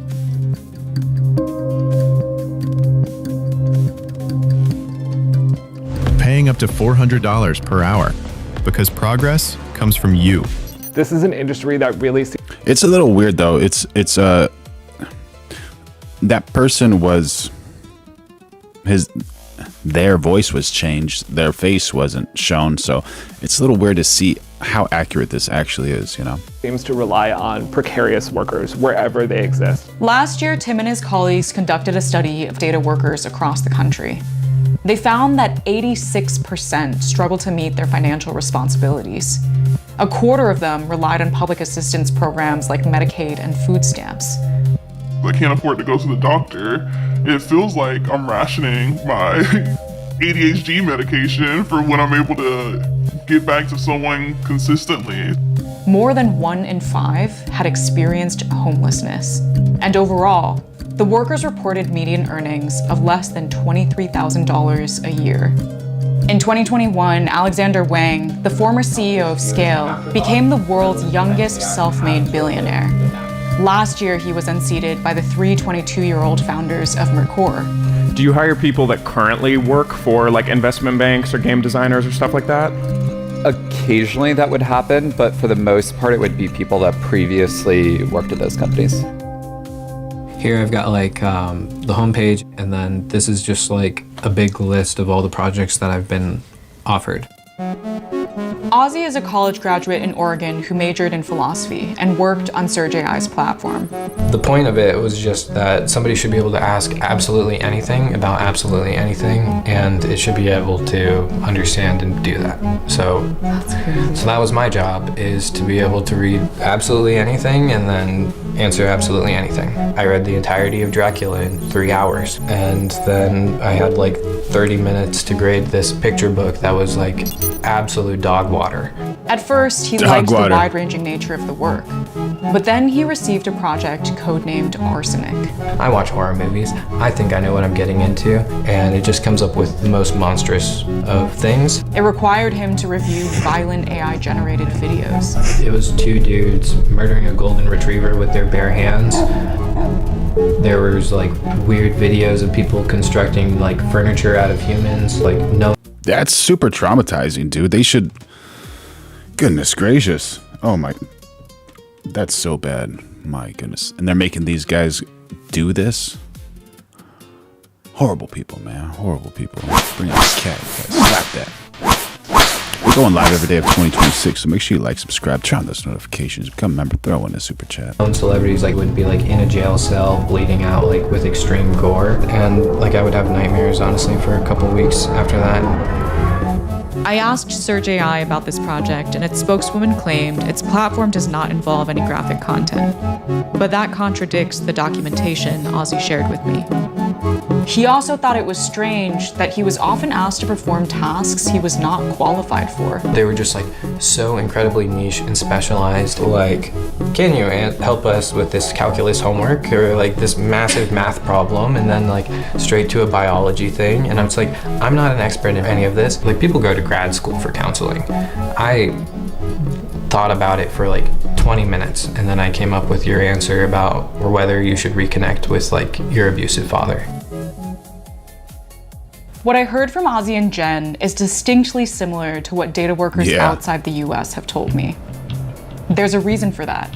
There are hundreds of contract companies, and they're all working for a small number of top clients at the top of the AI supply chain. It starts at the top, with AI firms seeking to get the best bang for their buck for this kind of labor. To compete for contracts from those AI giants, the data work companies are incentivized to keep their costs and commitments low. When your platform jumping all over the place, you feel like you don't have any power or room to stand up and say, hey, this isn't right. I'm working 13 hours a day and I might be making $40.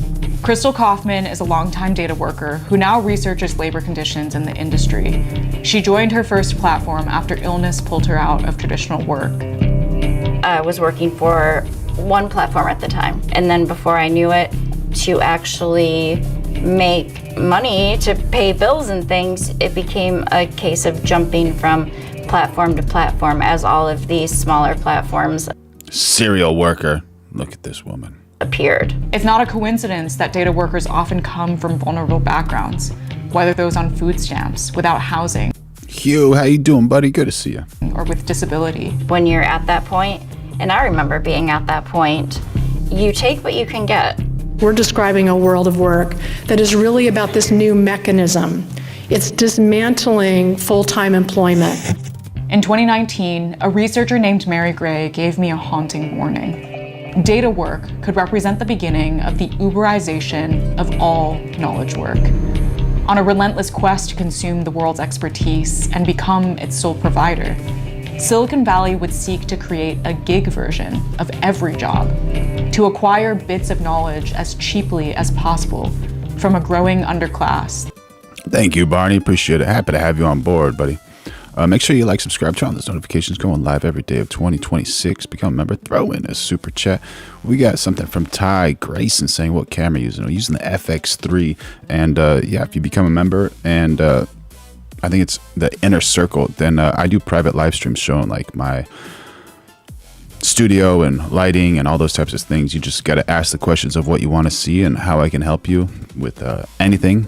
And I will help you. Audio, all those good types of things.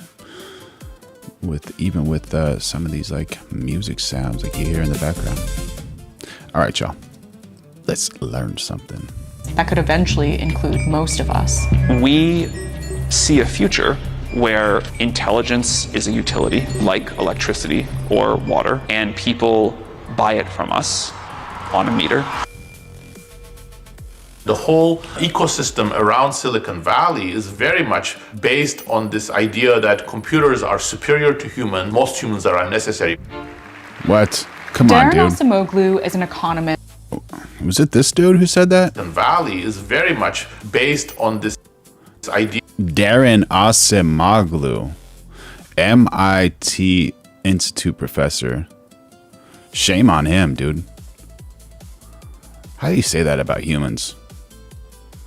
We gotta do a little research on this guy. Darren Asimoglu. Dirtbag. Shame on him. Idea that computers are superior to humans, most humans are unnecessary. Darren Asimoglu is an economist who has extensively researched the effect of AI on the Or did I completely misunderstand him? labor market.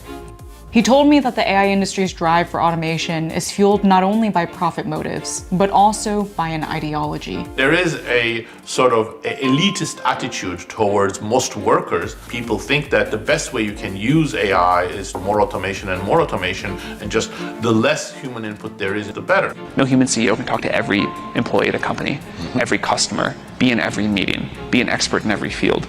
And so more and more, I think, of these jobs will be this guy over here, man. This guy.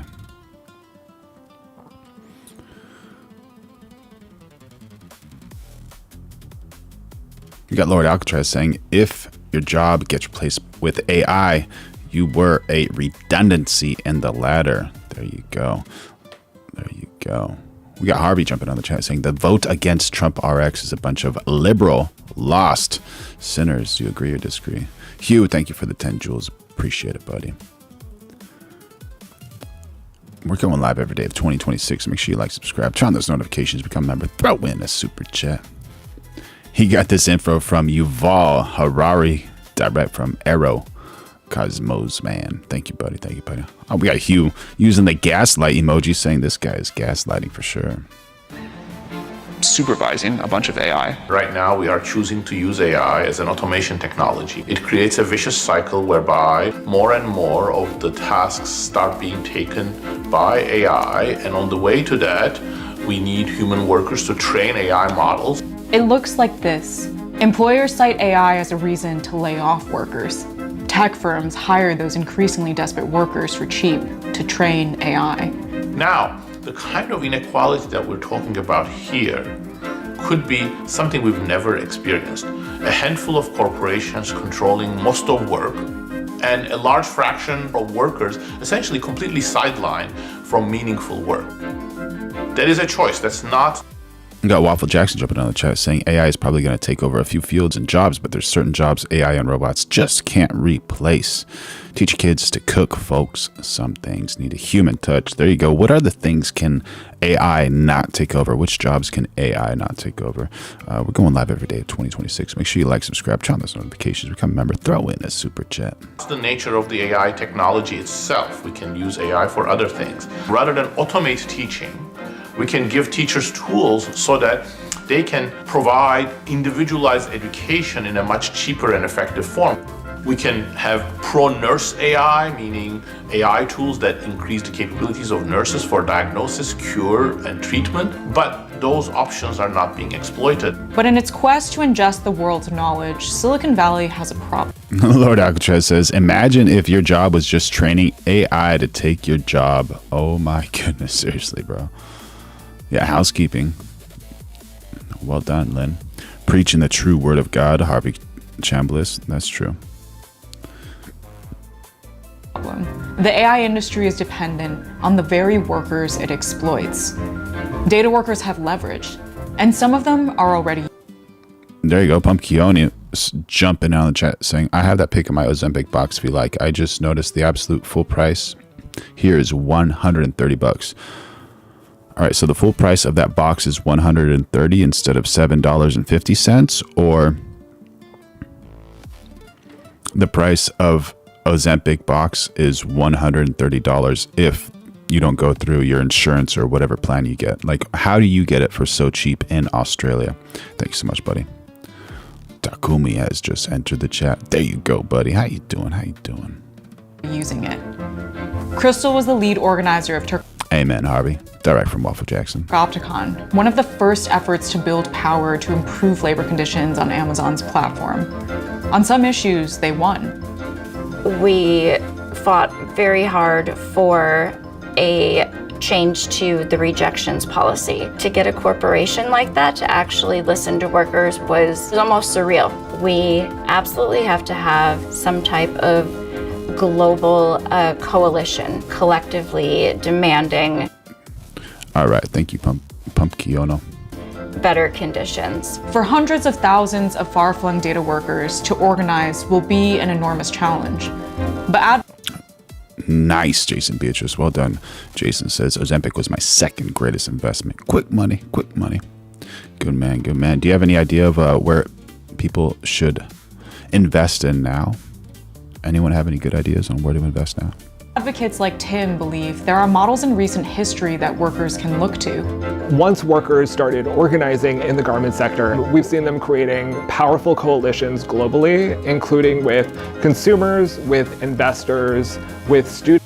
There you go. We got Harvey Chambliss saying, I'm an estimator. I had a company reach out to me to teach AI how to do my job. No thanks. There you go. A new bill introduced in California this year borrows from that kind of strategy. This is AB 2653, the California Sweatshop Free AI Procurement Act. There you go. We got Jacob Nisa jumping in on the chat saying, invest in yourself, make the world better, not make yourself richer. 100%, buddy. Very philosophical. Ensure that when the state of California is procuring an... Oh my God. Sounds like there's a little bit of scamming happening in Australia too. Pump Kiono says the only way you get charged full price is with insurance. Laughing out loud. My goodness. There's a story about someone who was charged like an exceedingly amount of money for taking his daughter in an ambulance, and then like, oh well, you know, it's $500 now, yada yada. And he's like, I know my insurance, I just don't have my insurance card. He called his insurance and then told his insurance he had to pay like something like $10,000 for that. He's like, no, I want to go back to where I don't have insurance. And then the insurance company's like, well, now you, or the medic company was like, you told me you have insurance, now we have to charge you that $10,000 instead of $500. There's so many scams going on, so many. I'm just going to be so happy when all of this is fixed. Like it's just going to be absolutely brilliant. We're going live every day of 2026. Make sure you like, subscribe, turn on those notifications, become a member, throw in a super chat. And Humongous agrees. He says, I saw that. It's crazy. Yeah, super sad story, bro. AI tool, the data work that created those systems, actually complied with certain labor standards. This is simply about how we are spending taxpayer dollars, and it should not go to AI companies who... Jason Beatrice jumping on the chat saying medicine and steroid treatments. There you go. Are you talking about like steroid treatments for bodybuilding or steroid for the other uses of steroids for actual physical improvement, not aesthetic visual improvement? Exploit their workers, whether they're here in California or anywhere else in the world. There's a narrative about how the AI companies operate that this technology is inevitable. That is not the case. All of us shape the future of technology, and what's most important. All right, so allegedly Darren Acemoglu is one of the most important economists alive. He is the guy you study when asking why do some countries become rich while others collapse. His core idea, his big argument, countries are not mainly rich or poor because of race, weather, religion, or luck. They rise or fall because of institutions. There's inclusive institutions, rule of law, property rights, fair courts, broad opportunity, innovation, people can build wealth. And then there's the extractive institutions, corrupt elites, rigged courts, stolen resources, crony monopolies, censorship, fear, wealth pulled upward. There you go. There you go. So the inclusive institutions versus the extractive institutions. Those bastards.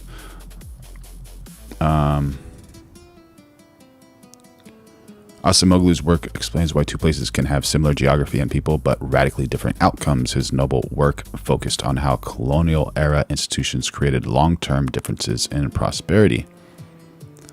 We got some criticisms.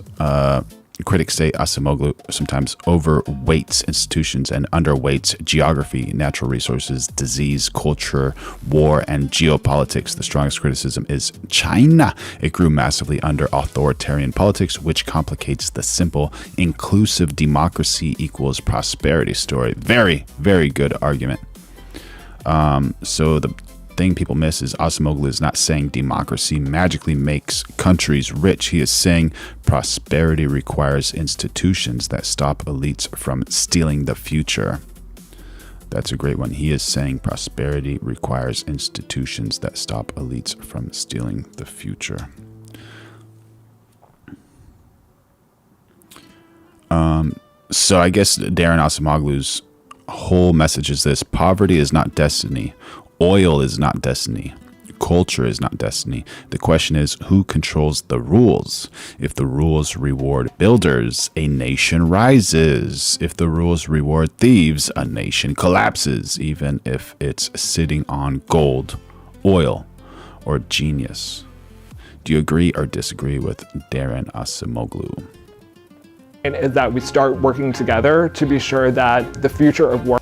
All right, Hugh, good to see you, buddy. And the future of technology at work is one that, benefits all of us and makes our jobs better, not leading to a race to the bottom purely to enrich a... Barney saying, I paid $12.50 for mine a month, lost 86 pounds in 10 months, feeling great now. Good job, Barney. Happy for you.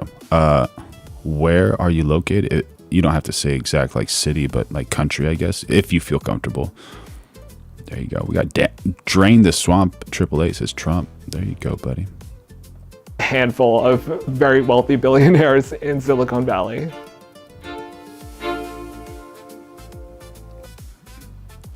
And, yeah. Acemoglu is an economist. I just want to see People this buy it from us one more sec. on a meter.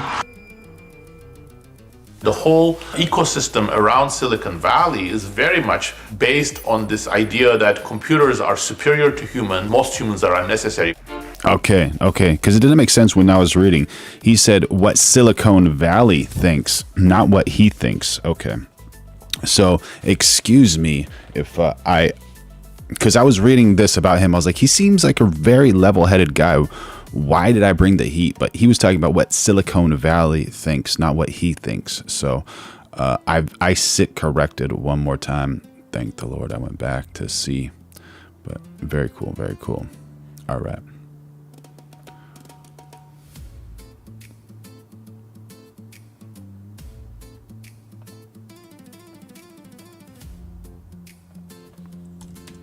So we're going live every day of 2026. Welcome Make sure you like, subscribe, turn on those notifications, become a member, throw in a super chat if you want. This one's not working for me.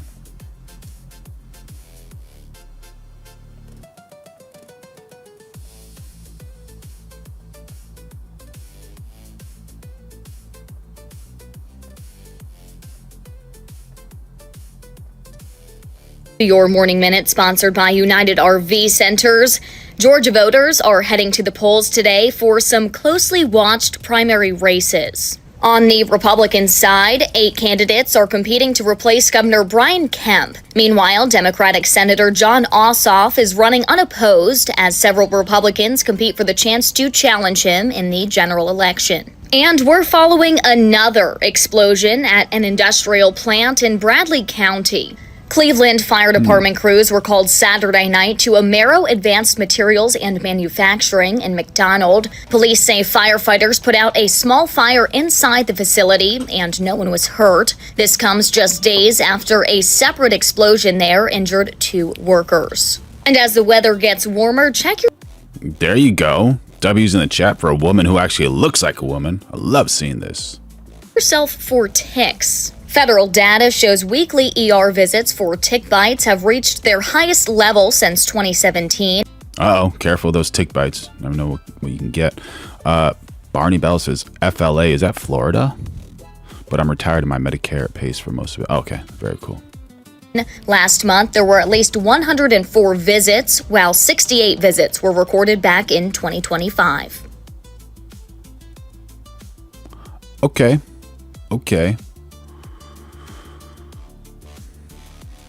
All right. Harvey saying modernization is what makes you need money. We could all go back to racing for the best 5 acres and work with what is in the land. 80% would die in the first 6 weeks. Sad. Oh, that's a response to Wolfraza. Money is paper with funny pictures on it. It's only worth as much as we all agree it is. They broke money a while ago just pretending it's not broken. F money. Most unintelligent concept ever. Well, thank you for your super chat. Cheers from San Diego. There was just something pretty bad happening in San Diego. But, money is something that we all agree on. And a way to pay for things and a way to trade time for things. So what's your solution? What's better than money? I guess that's the real question. Would like to see what you think.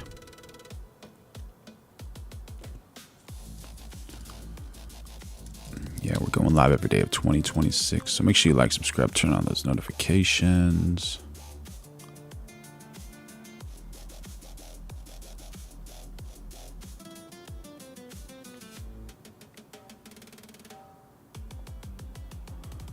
So, who was it? Lord Alcatraz just brought up San Diego. Some sad things happen in San Diego, man. Sad things.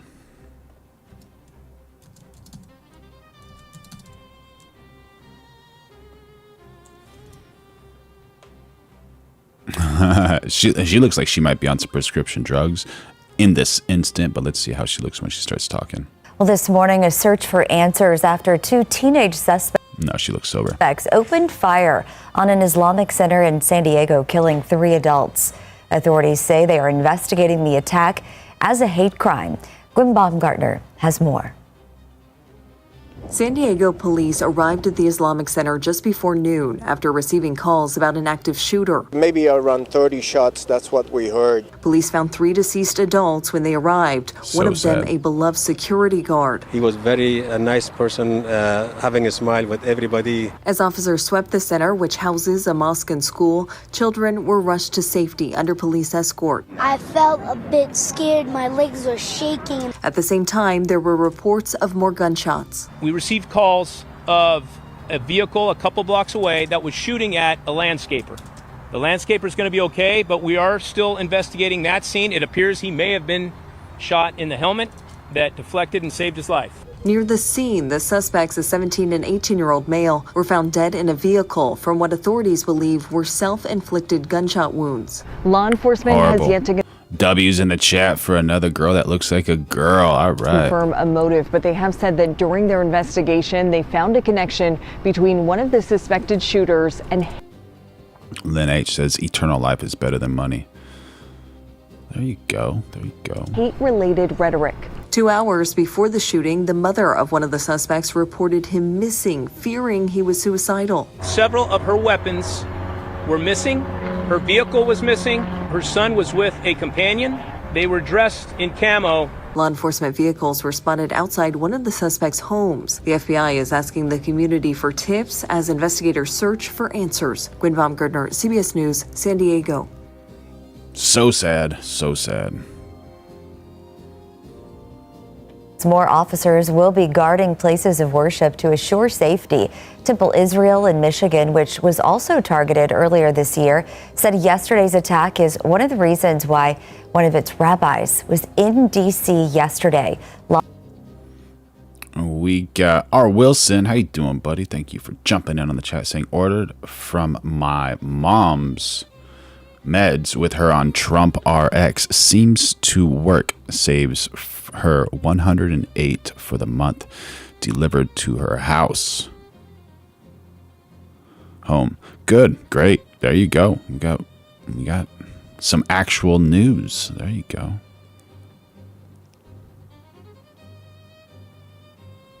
R. Wilson says it's not the gun, it's the person. Absolutely. Lobbying for $1 billion to protect houses of worship nationwide.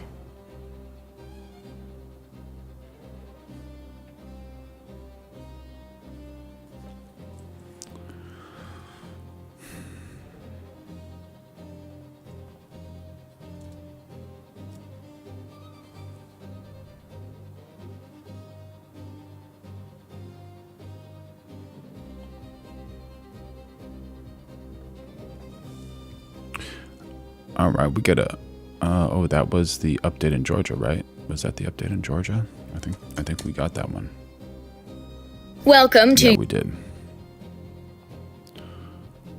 The UK will burn if they release this. What are you talking about? Let's see.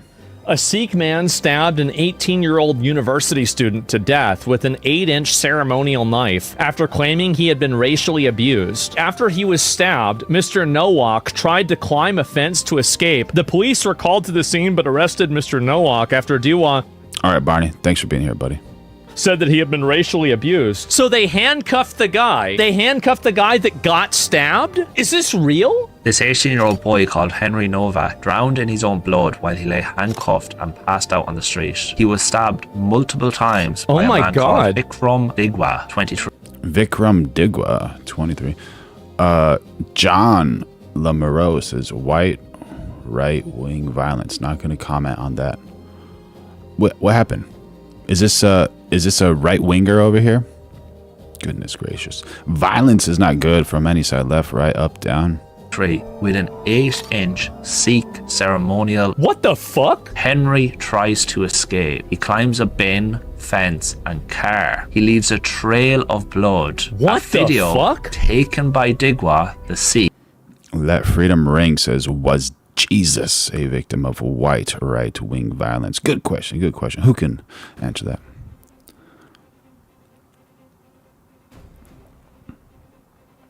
Shows Henry climbing while Digwa comments on the scene. Digwa tells arriving police that Henry had racially assaulted him. He claimed Henry knocked off his turban in a drunken racist attack. Right, and then he stabbed him a bunch of Henry times. had drank less than the legal limit to go driving. So that's not even true then. They checked his blood. The officers on site come and they handcuff Henry, who's bleeding out, believing him the aggressor based on Digwa's accusations. Henry collapses unconscious while handcuffed. So you had this Indian Sikh stab Henry with his religious knife that for some reason these Indians are allowed to carry. When police arrive... Why do they let him carry the knives? Sikhs are allowed to carry huge knives because of their religion? Digwa pretends he hadn't stabbed him. He cuts his own face and his mother hides the... Wait, they didn't call an ambulance. That's a weird thing. If he cuts his own face and he starts to hide and he's lying about it, there's something shady going on over here. Said they tried to hide evidence and pretend Henry had attacked him. All right, Pumpkin, have a good night, buddy. Digwa had slashed his own cheek. Prosecution says he knew what he had done and he didn't call an ambulance. Digwa's mother allegedly filmed removing the knife from the scene and taking it to the family home. Henry's phone is found in Digwa's pocket.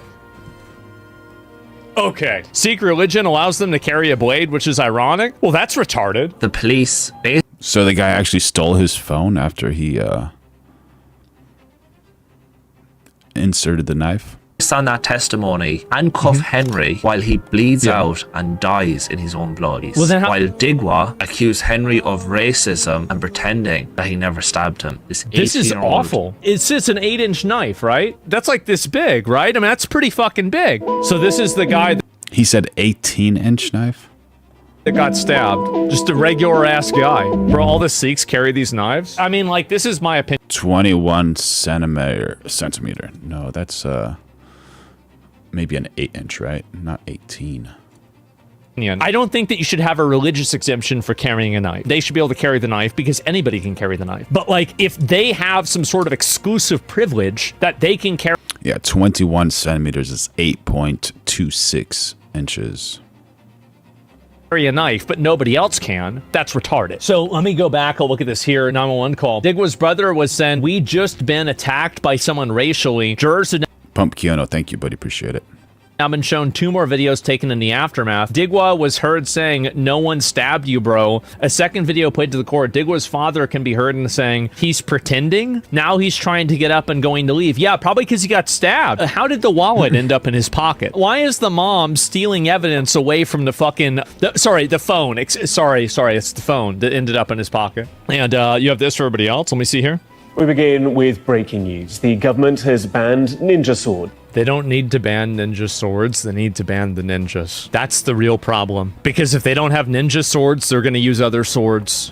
True. Do you disagree or agree? Gotta ban the people, not the swords.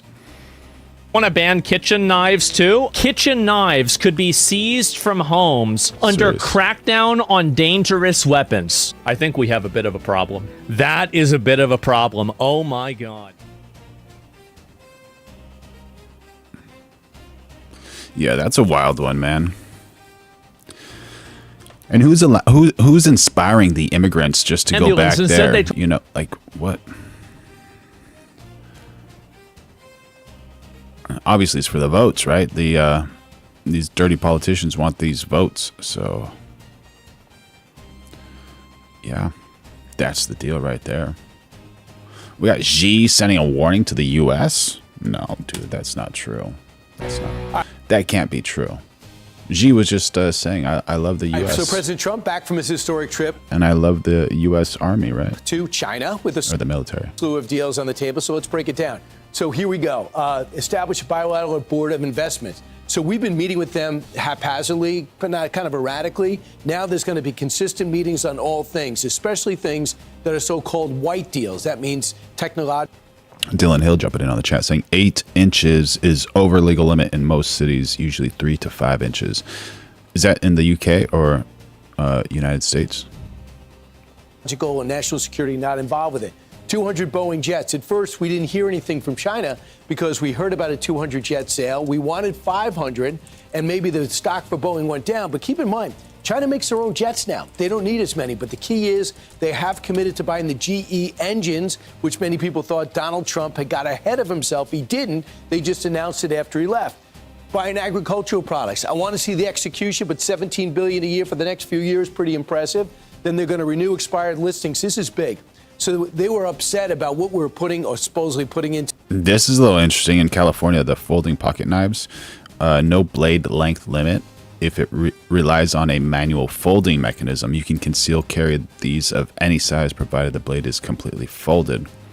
Fixed blade, no length limit, but they cannot be concealed. You must carry them openly in a sheath worn on the waist. Switchblades and automatic knives. Any automatic or spring-loaded knife with a blade of 2 inch or longer is strictly illegal to carry, possess, or transfer.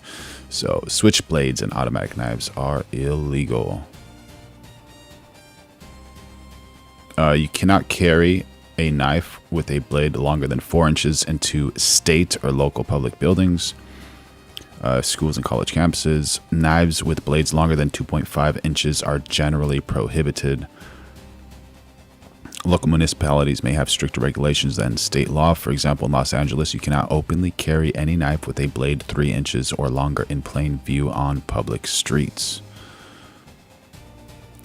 To putting into the chickens and cows. Now they said we've come to an agreement on it. So they're going to relist them, some of these facilities, some of these ranches, and they're going to add some to the list. That should make the farmers and ranchers happy and resume imports of poultry from certain U.S. states. So these are some of the things that emerged along with a level of cooperation and understanding.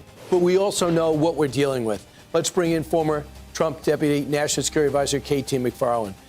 KT, in terms of tone and temper, it was really outstanding. In terms of tangibles, it's beginning to come in. You've seen a lot of these summits dating back to the Nixon years. How would you rate this one? Oh, I think this was an A, if not an A+. You know, there's no doubt in President Trump's mind that China is our strategic competitor, our strategic adversary.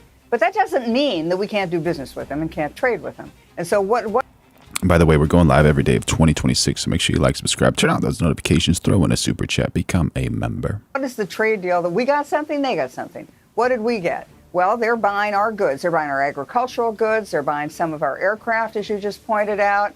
And what are we getting from them? Well, we're getting their rare earth minerals, which we don't There you go. We don't have. They're not that rare, we don't have but them. we don't have them. And China... There you go. That's really important. Did anyone drop a super chat or become member yet? Jason Beatrice did. That's right. But we didn't get any members Please tonight yet. support this channel, drop a super chat, and become a member. Yeah, girl. Thank you so much. Go tell Veronica I'll ask her to come out again when someone drops a super chat or becomes a member. It was very smartly cornered the world supply of rare earth minerals, and they're essential in every manufacturing, everything from intercontinental ballistic missiles to your cell phone. So we don't have them. We need to get our own, but until we get our own, we've got to buy China's. The other things that are important in this deal is that the Chinese have access to the American market without the huge tariffs. They need that. They need someplace to sell their goods.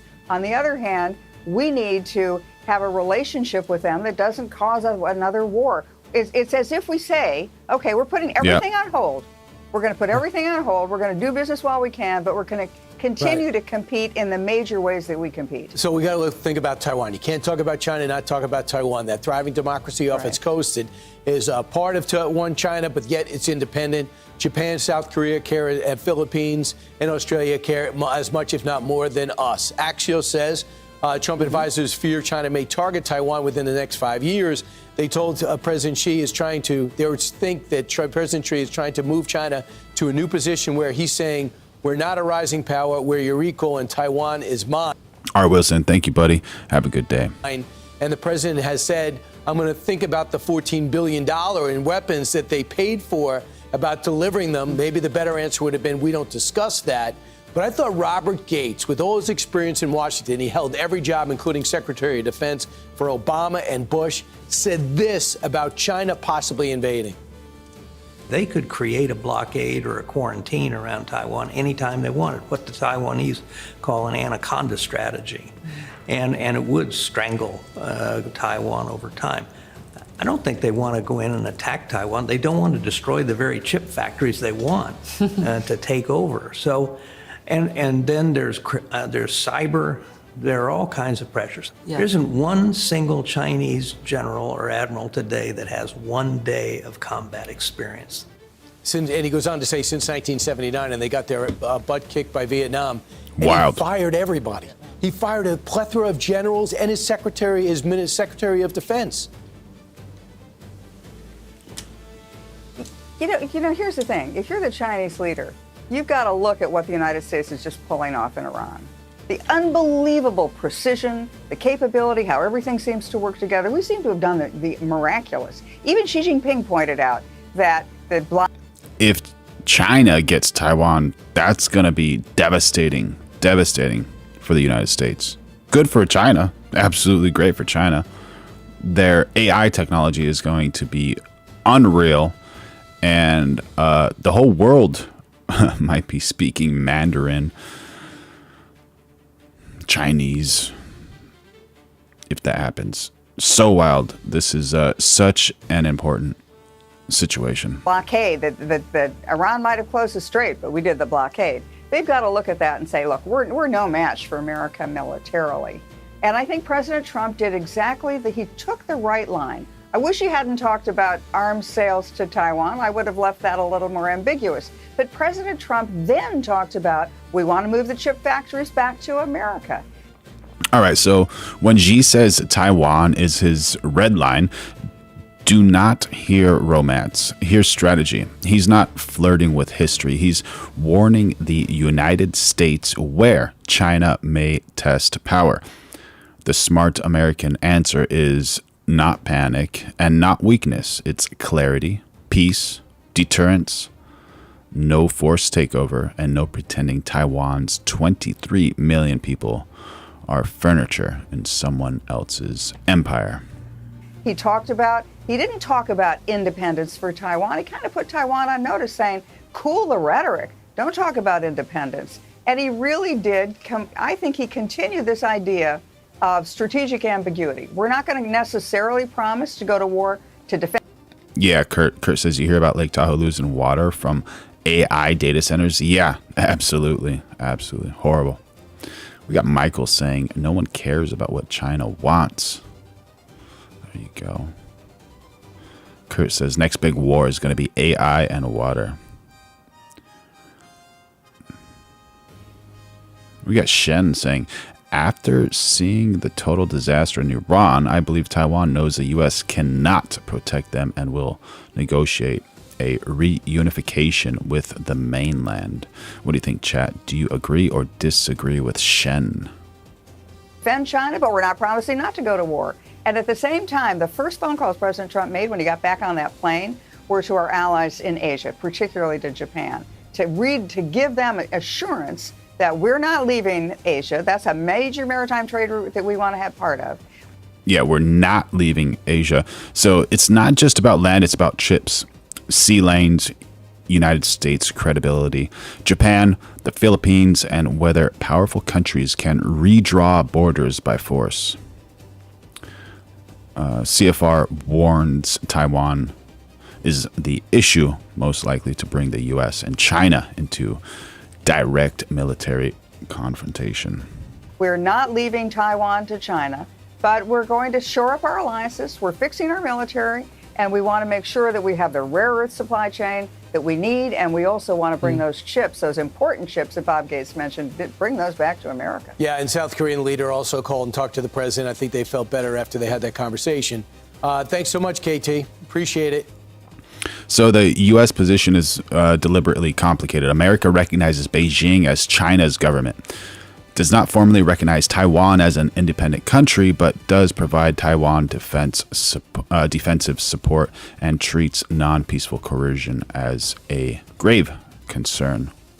Taiwan has about 23 million people, and the U.S. is weighing major arms sales, including a reported pending $14 billion United States dollars package. That is not small diplomacy. That is war prevention mathematics right there. So Xi, the president of China, is saying Taiwan is China's red line. And America is saying Taiwan should not be taken by force. Taiwan is saying our future is for our own people to decide. And Reuters reported Taiwan continues to reject China's sovereignty claims and sees U.S. arms as vital for deterrence. Xi reportedly warned Trump if Taiwan is handled badly, the U.S. and China could collide or enter conflict, pushing relations into an extremely dangerous place. Reuters says China called Taiwan the core flashpoint, while the U.S. summary did not mention Taiwan.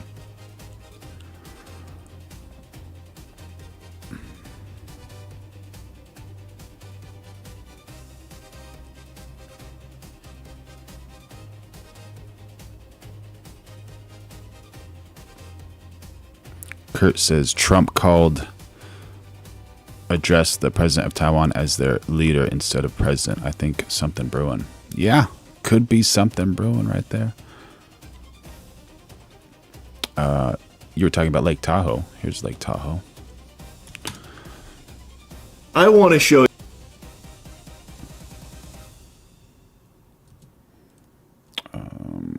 There we go.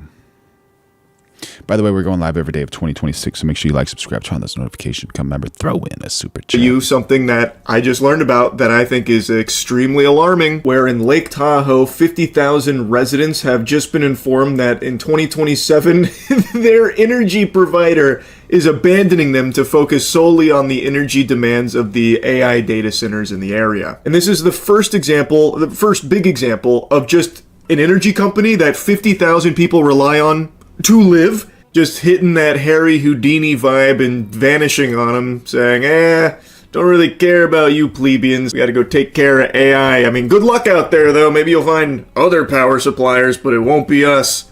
Bye-bye. The energy supplier for the Lake Tahoe region is telling the utility company that it has less than a year to find another power source. Which shouldn't be a problem. They maybe just need to dig a few feet underground to find the Tesseract, and maybe they can install that. Surely that won't be a huge issue. It's always been abundantly clear companies don't give a fuck about you or anything, but now that companies see a way of cutting you out while still driving up their own profits, they are frothing at the mouth for it and jumping on board. They are abandoning ship on people because they don't need people anymore thanks to AI. How many hours? I mean, good luck out there, though. Maybe you'll find Lion to live, just hitting that Harry Houdini vibe and vanishing on them, saying, don't really care about you plebeians, we gotta go take care of AI. I mean, good luck out there, though. Maybe you'll find other power suppliers, but it won't be us. Extremely alarming, where in Lake Tahoe, 50,000 residents have just been informed that in 2027, their energy provider is abandoning them to focus. 7 months to find new energy. Bad thing, they got to figure out a way to get some energy. Good thing, business situation, however you can get energy there is a good thing to probably invest in, right?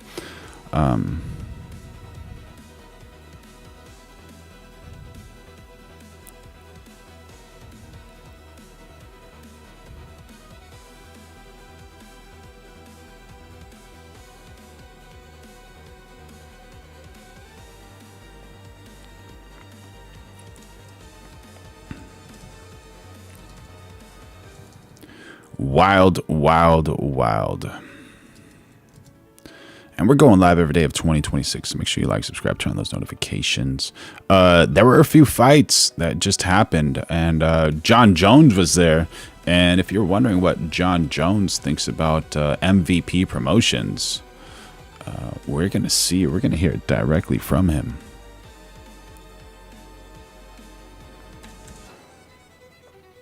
I thought the MVP promotion was absolutely unbelievable. I think it was actually better than the UFC. I've never been at such a promotion. I mean, they had the fog machines and the TVs absolutely everywhere. Great fighters. I think half the audience came. There was a pretty cool buzz going on, but something about it seemed a little bit. I fell asleep, so I can't really talk too much about it. But from the fights I saw, it seemed like it was a little bit interesting what the refs did, but I didn't really see too many problems. Kurt says the stadium was empty. I know for the prelims, I saw the Pereira fight against that one OF girl. That was a interesting fight. And the stadiums are pretty empty. But as far as the main event, I didn't even look it up. I didn't. You know, I saw highlights of Ronda Rousey versus Gina Carano. That was a 17-second armbar. Finally, Ronda Rousey just goes into it. I saw the post fight with Nick Diaz and Mike Perry, but I didn't actually see the fight or anything. But yeah, we'll see what's going to happen. It seems like MVP is putting some pressure on UFC, and they're allegedly paying their fighters a little bit more. And I heard mixed reports regarding that. Came out to see Diaz win. Both those guys are my personal friends, so it was bittersweet. What do you think about the takedown by Ronda so quickly with Gina? Ronda did absolutely unbelievable. She did exactly how I thought she would do. Won in less than a minute. I think it was 17 seconds. And I predicted it. I mean, her judo and her jiu-jitsu, I mean, she's put so many years into it. And Kurt says, my wife said Ronda looked like a surfboard. There you go. What do you mean by a surfboard? She was just super flat? But the other girls still, to this day, are very far behind. There you go. That's pretty cool. It's always good to see some competition, right? Miriam Adelson is spending whatever it takes. What she got? She's got some diamonds on her. Yeah, she's got the... Yeah. She's got diamonds on her. She's got diamonds on her glasses. She's one of those people that spends a lot of money on politicians. Let's see what she has to say. To take the seat away from him because he committed the crime of describing how things actually work in the U.S. Congress. Anyone who gets the idea that maybe I'll get to Congress and tell the truth about how things actually work, will be crushed. If they are successful in doing this, crushing a man, defaming a man, slandering a man, attacking his family, purely for the crime of telling the truth about them, about how they operate, about the nature of the Epstein class, then you have Ooh, dropping some heat. That's dangerous, right? to wonder, why are we voting in the first place? What is the point of all of this? Yeah. Is there a reason to participate in the process? If in the end, some Israeli casino lady can come in and just determine the outcome, that's not democracy. Israeli casino lady? Oh my God. Miriam Adelson, huh? See, it's just straight up teeth-bared oligarchy. It's shut up and obey. And so while we can, it's probably worth doing whatever it takes within the bounds of the law to prevent that from happening. Because crushing Thomas Massie for the crime of telling the truth is itself a moral crime. And yet in Washington, the only people who are punished are those who told the truth. And at some point that has to stop, or the system itself lacks all. Yeah, she's a big donor for all these people, so can't go against that woman, allegedly, right?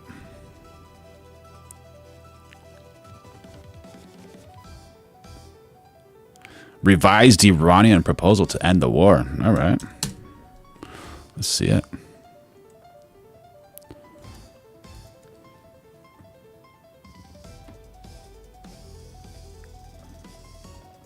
Did anyone drop a super chat or become member yet? Yeah, Jason Beatrice did, for sure. Please support this channel, drop a super chat, and become a member. There you go. There you go.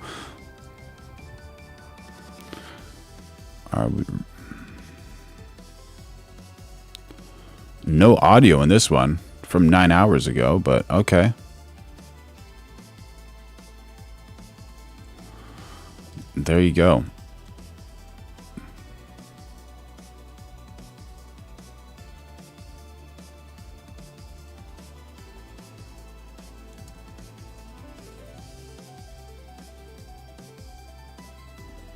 Hopefully the Iranian war stops ASAP.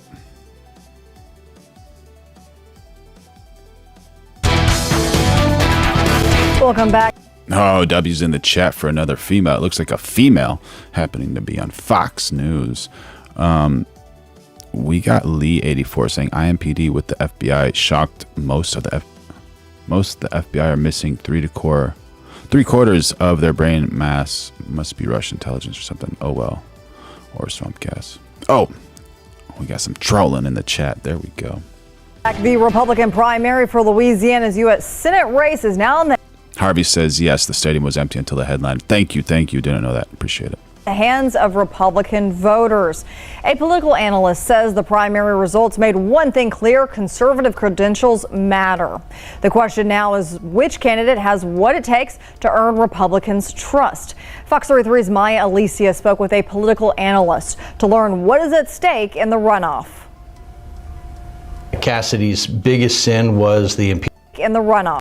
All right, so let's see. We got Miriam Adelson is what happens when money, media, medicine, Israel policy, casino power, and presidential politics all meet in one person. She's not elected, but if you're tracking who can move American policy from behind the curtain, she is absolutely on the board. And Miriam Adelson is that lady Tucker Carlson was just talking about. Cassidy's biggest sin was the impeachment vote against President Trump. The Louisiana Senate race has reached the runoff phase, and two Republicans are vying to convince voters that they are the right choice for the next. Dual loyalty should be illegal. Spy. She loved me on payday. There you go. Do y'all agree or disagree? 6 years. Political analyst Stephen Parr says Senator Bill Cassidy's defeat sent a clear message about what Louisiana's Republican base is demanding from its next senator. This is what the Republicans are looking for. And what they're really looking for is someone that they can trust to be conservative all the time. But there were some other big spending votes that he did that just reinforced the idea that he was not a conservative. All right, Harvey. That he was not a real Republican, but more what they call Republican in name only. Two former members of Congress are making their case. Parr says John Fleming is leaning on his time inside the Trump White House. John Fleming is going to try and point to some of his experiences having worked in the Trump White House before as a deputy chief of staff. He's going to be pointing to his long experience in business. He says Representative Letlow is taking a different approach. Julia Letlow is going to point to her endorsement from Donald Trump. And she's going to say, if you're looking for someone that Donald Trump trusts, I'm that person. That's why you should vote for me. While he says national politics is driving much of the conversation, there are local issues too. We've had carbon capture as a big issue. Both Letlow and Fleming, and even to some extent Cassidy, have said that they were opposed to carbon capture. Cassidy not quite as convincingly simply because he voted for funding measures for carbon capture that's going on here in the state of Louisiana. And what about the voters who backed Cassidy? Parr says they could play a key role in the outcome. If Bill Cassidy's voters go to the polls, my thinking on this is right now that they would want to vote against the person that Donald Trump endorsed. The runoff. Is that what it's all about? Just what Donald Trump endorsed? You know?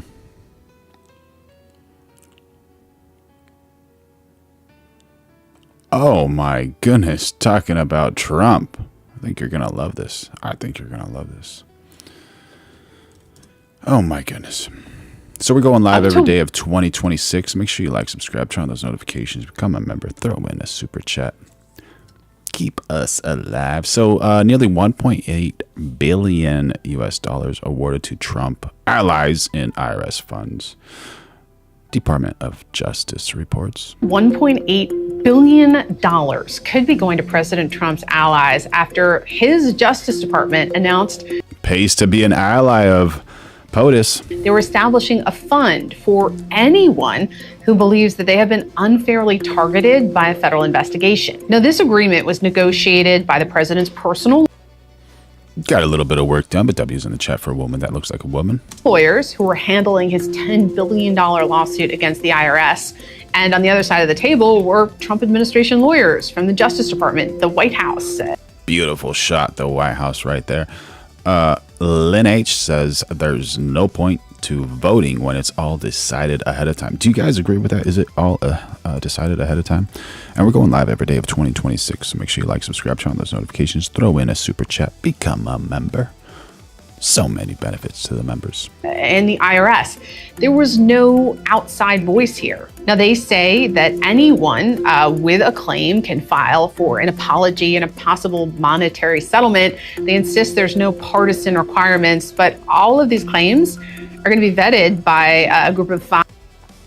There you go. Harvey jumping on the chat saying very conservative women are the most S3XY. There you go. Do you agree or disagree with Harvey? Absolutely. 5 people selected by the Attorney General. Now, 1 will be selected with Congress, but the president can fire any of these people if he doesn't like what they're doing with this fund. Now, after a decade of reporting on President Trump's various legal entanglements, I can say we got Just Call Me Bubbles saying E-triple-W. All right. Is that an agree or disagree for Harvey's statement? E-triple-W. I don't think the average person fully appreciates the extent to which not just the president, but also his lawyer. And there we go. Is TrumpRx.gov something good for USA? 61% say no, 39% say yes, out of a complete 303 votes.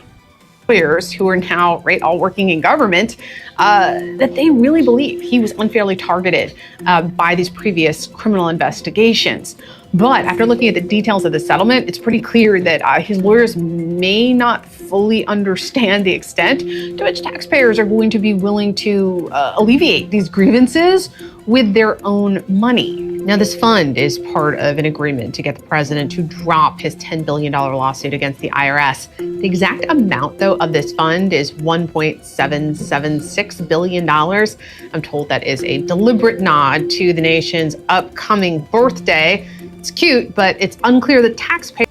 And it's so interesting. In the other chat, we have 60% says yes and 40% say no. Taxpayers are going to find any of this amusing.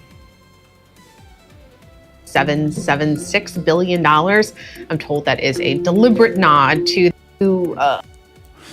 And we got Lynn H jumping on the chat saying Christians don't wear makeup, so they have natural beauty. There you go. Being beautiful without makeup. Amazing. Absolutely amazing.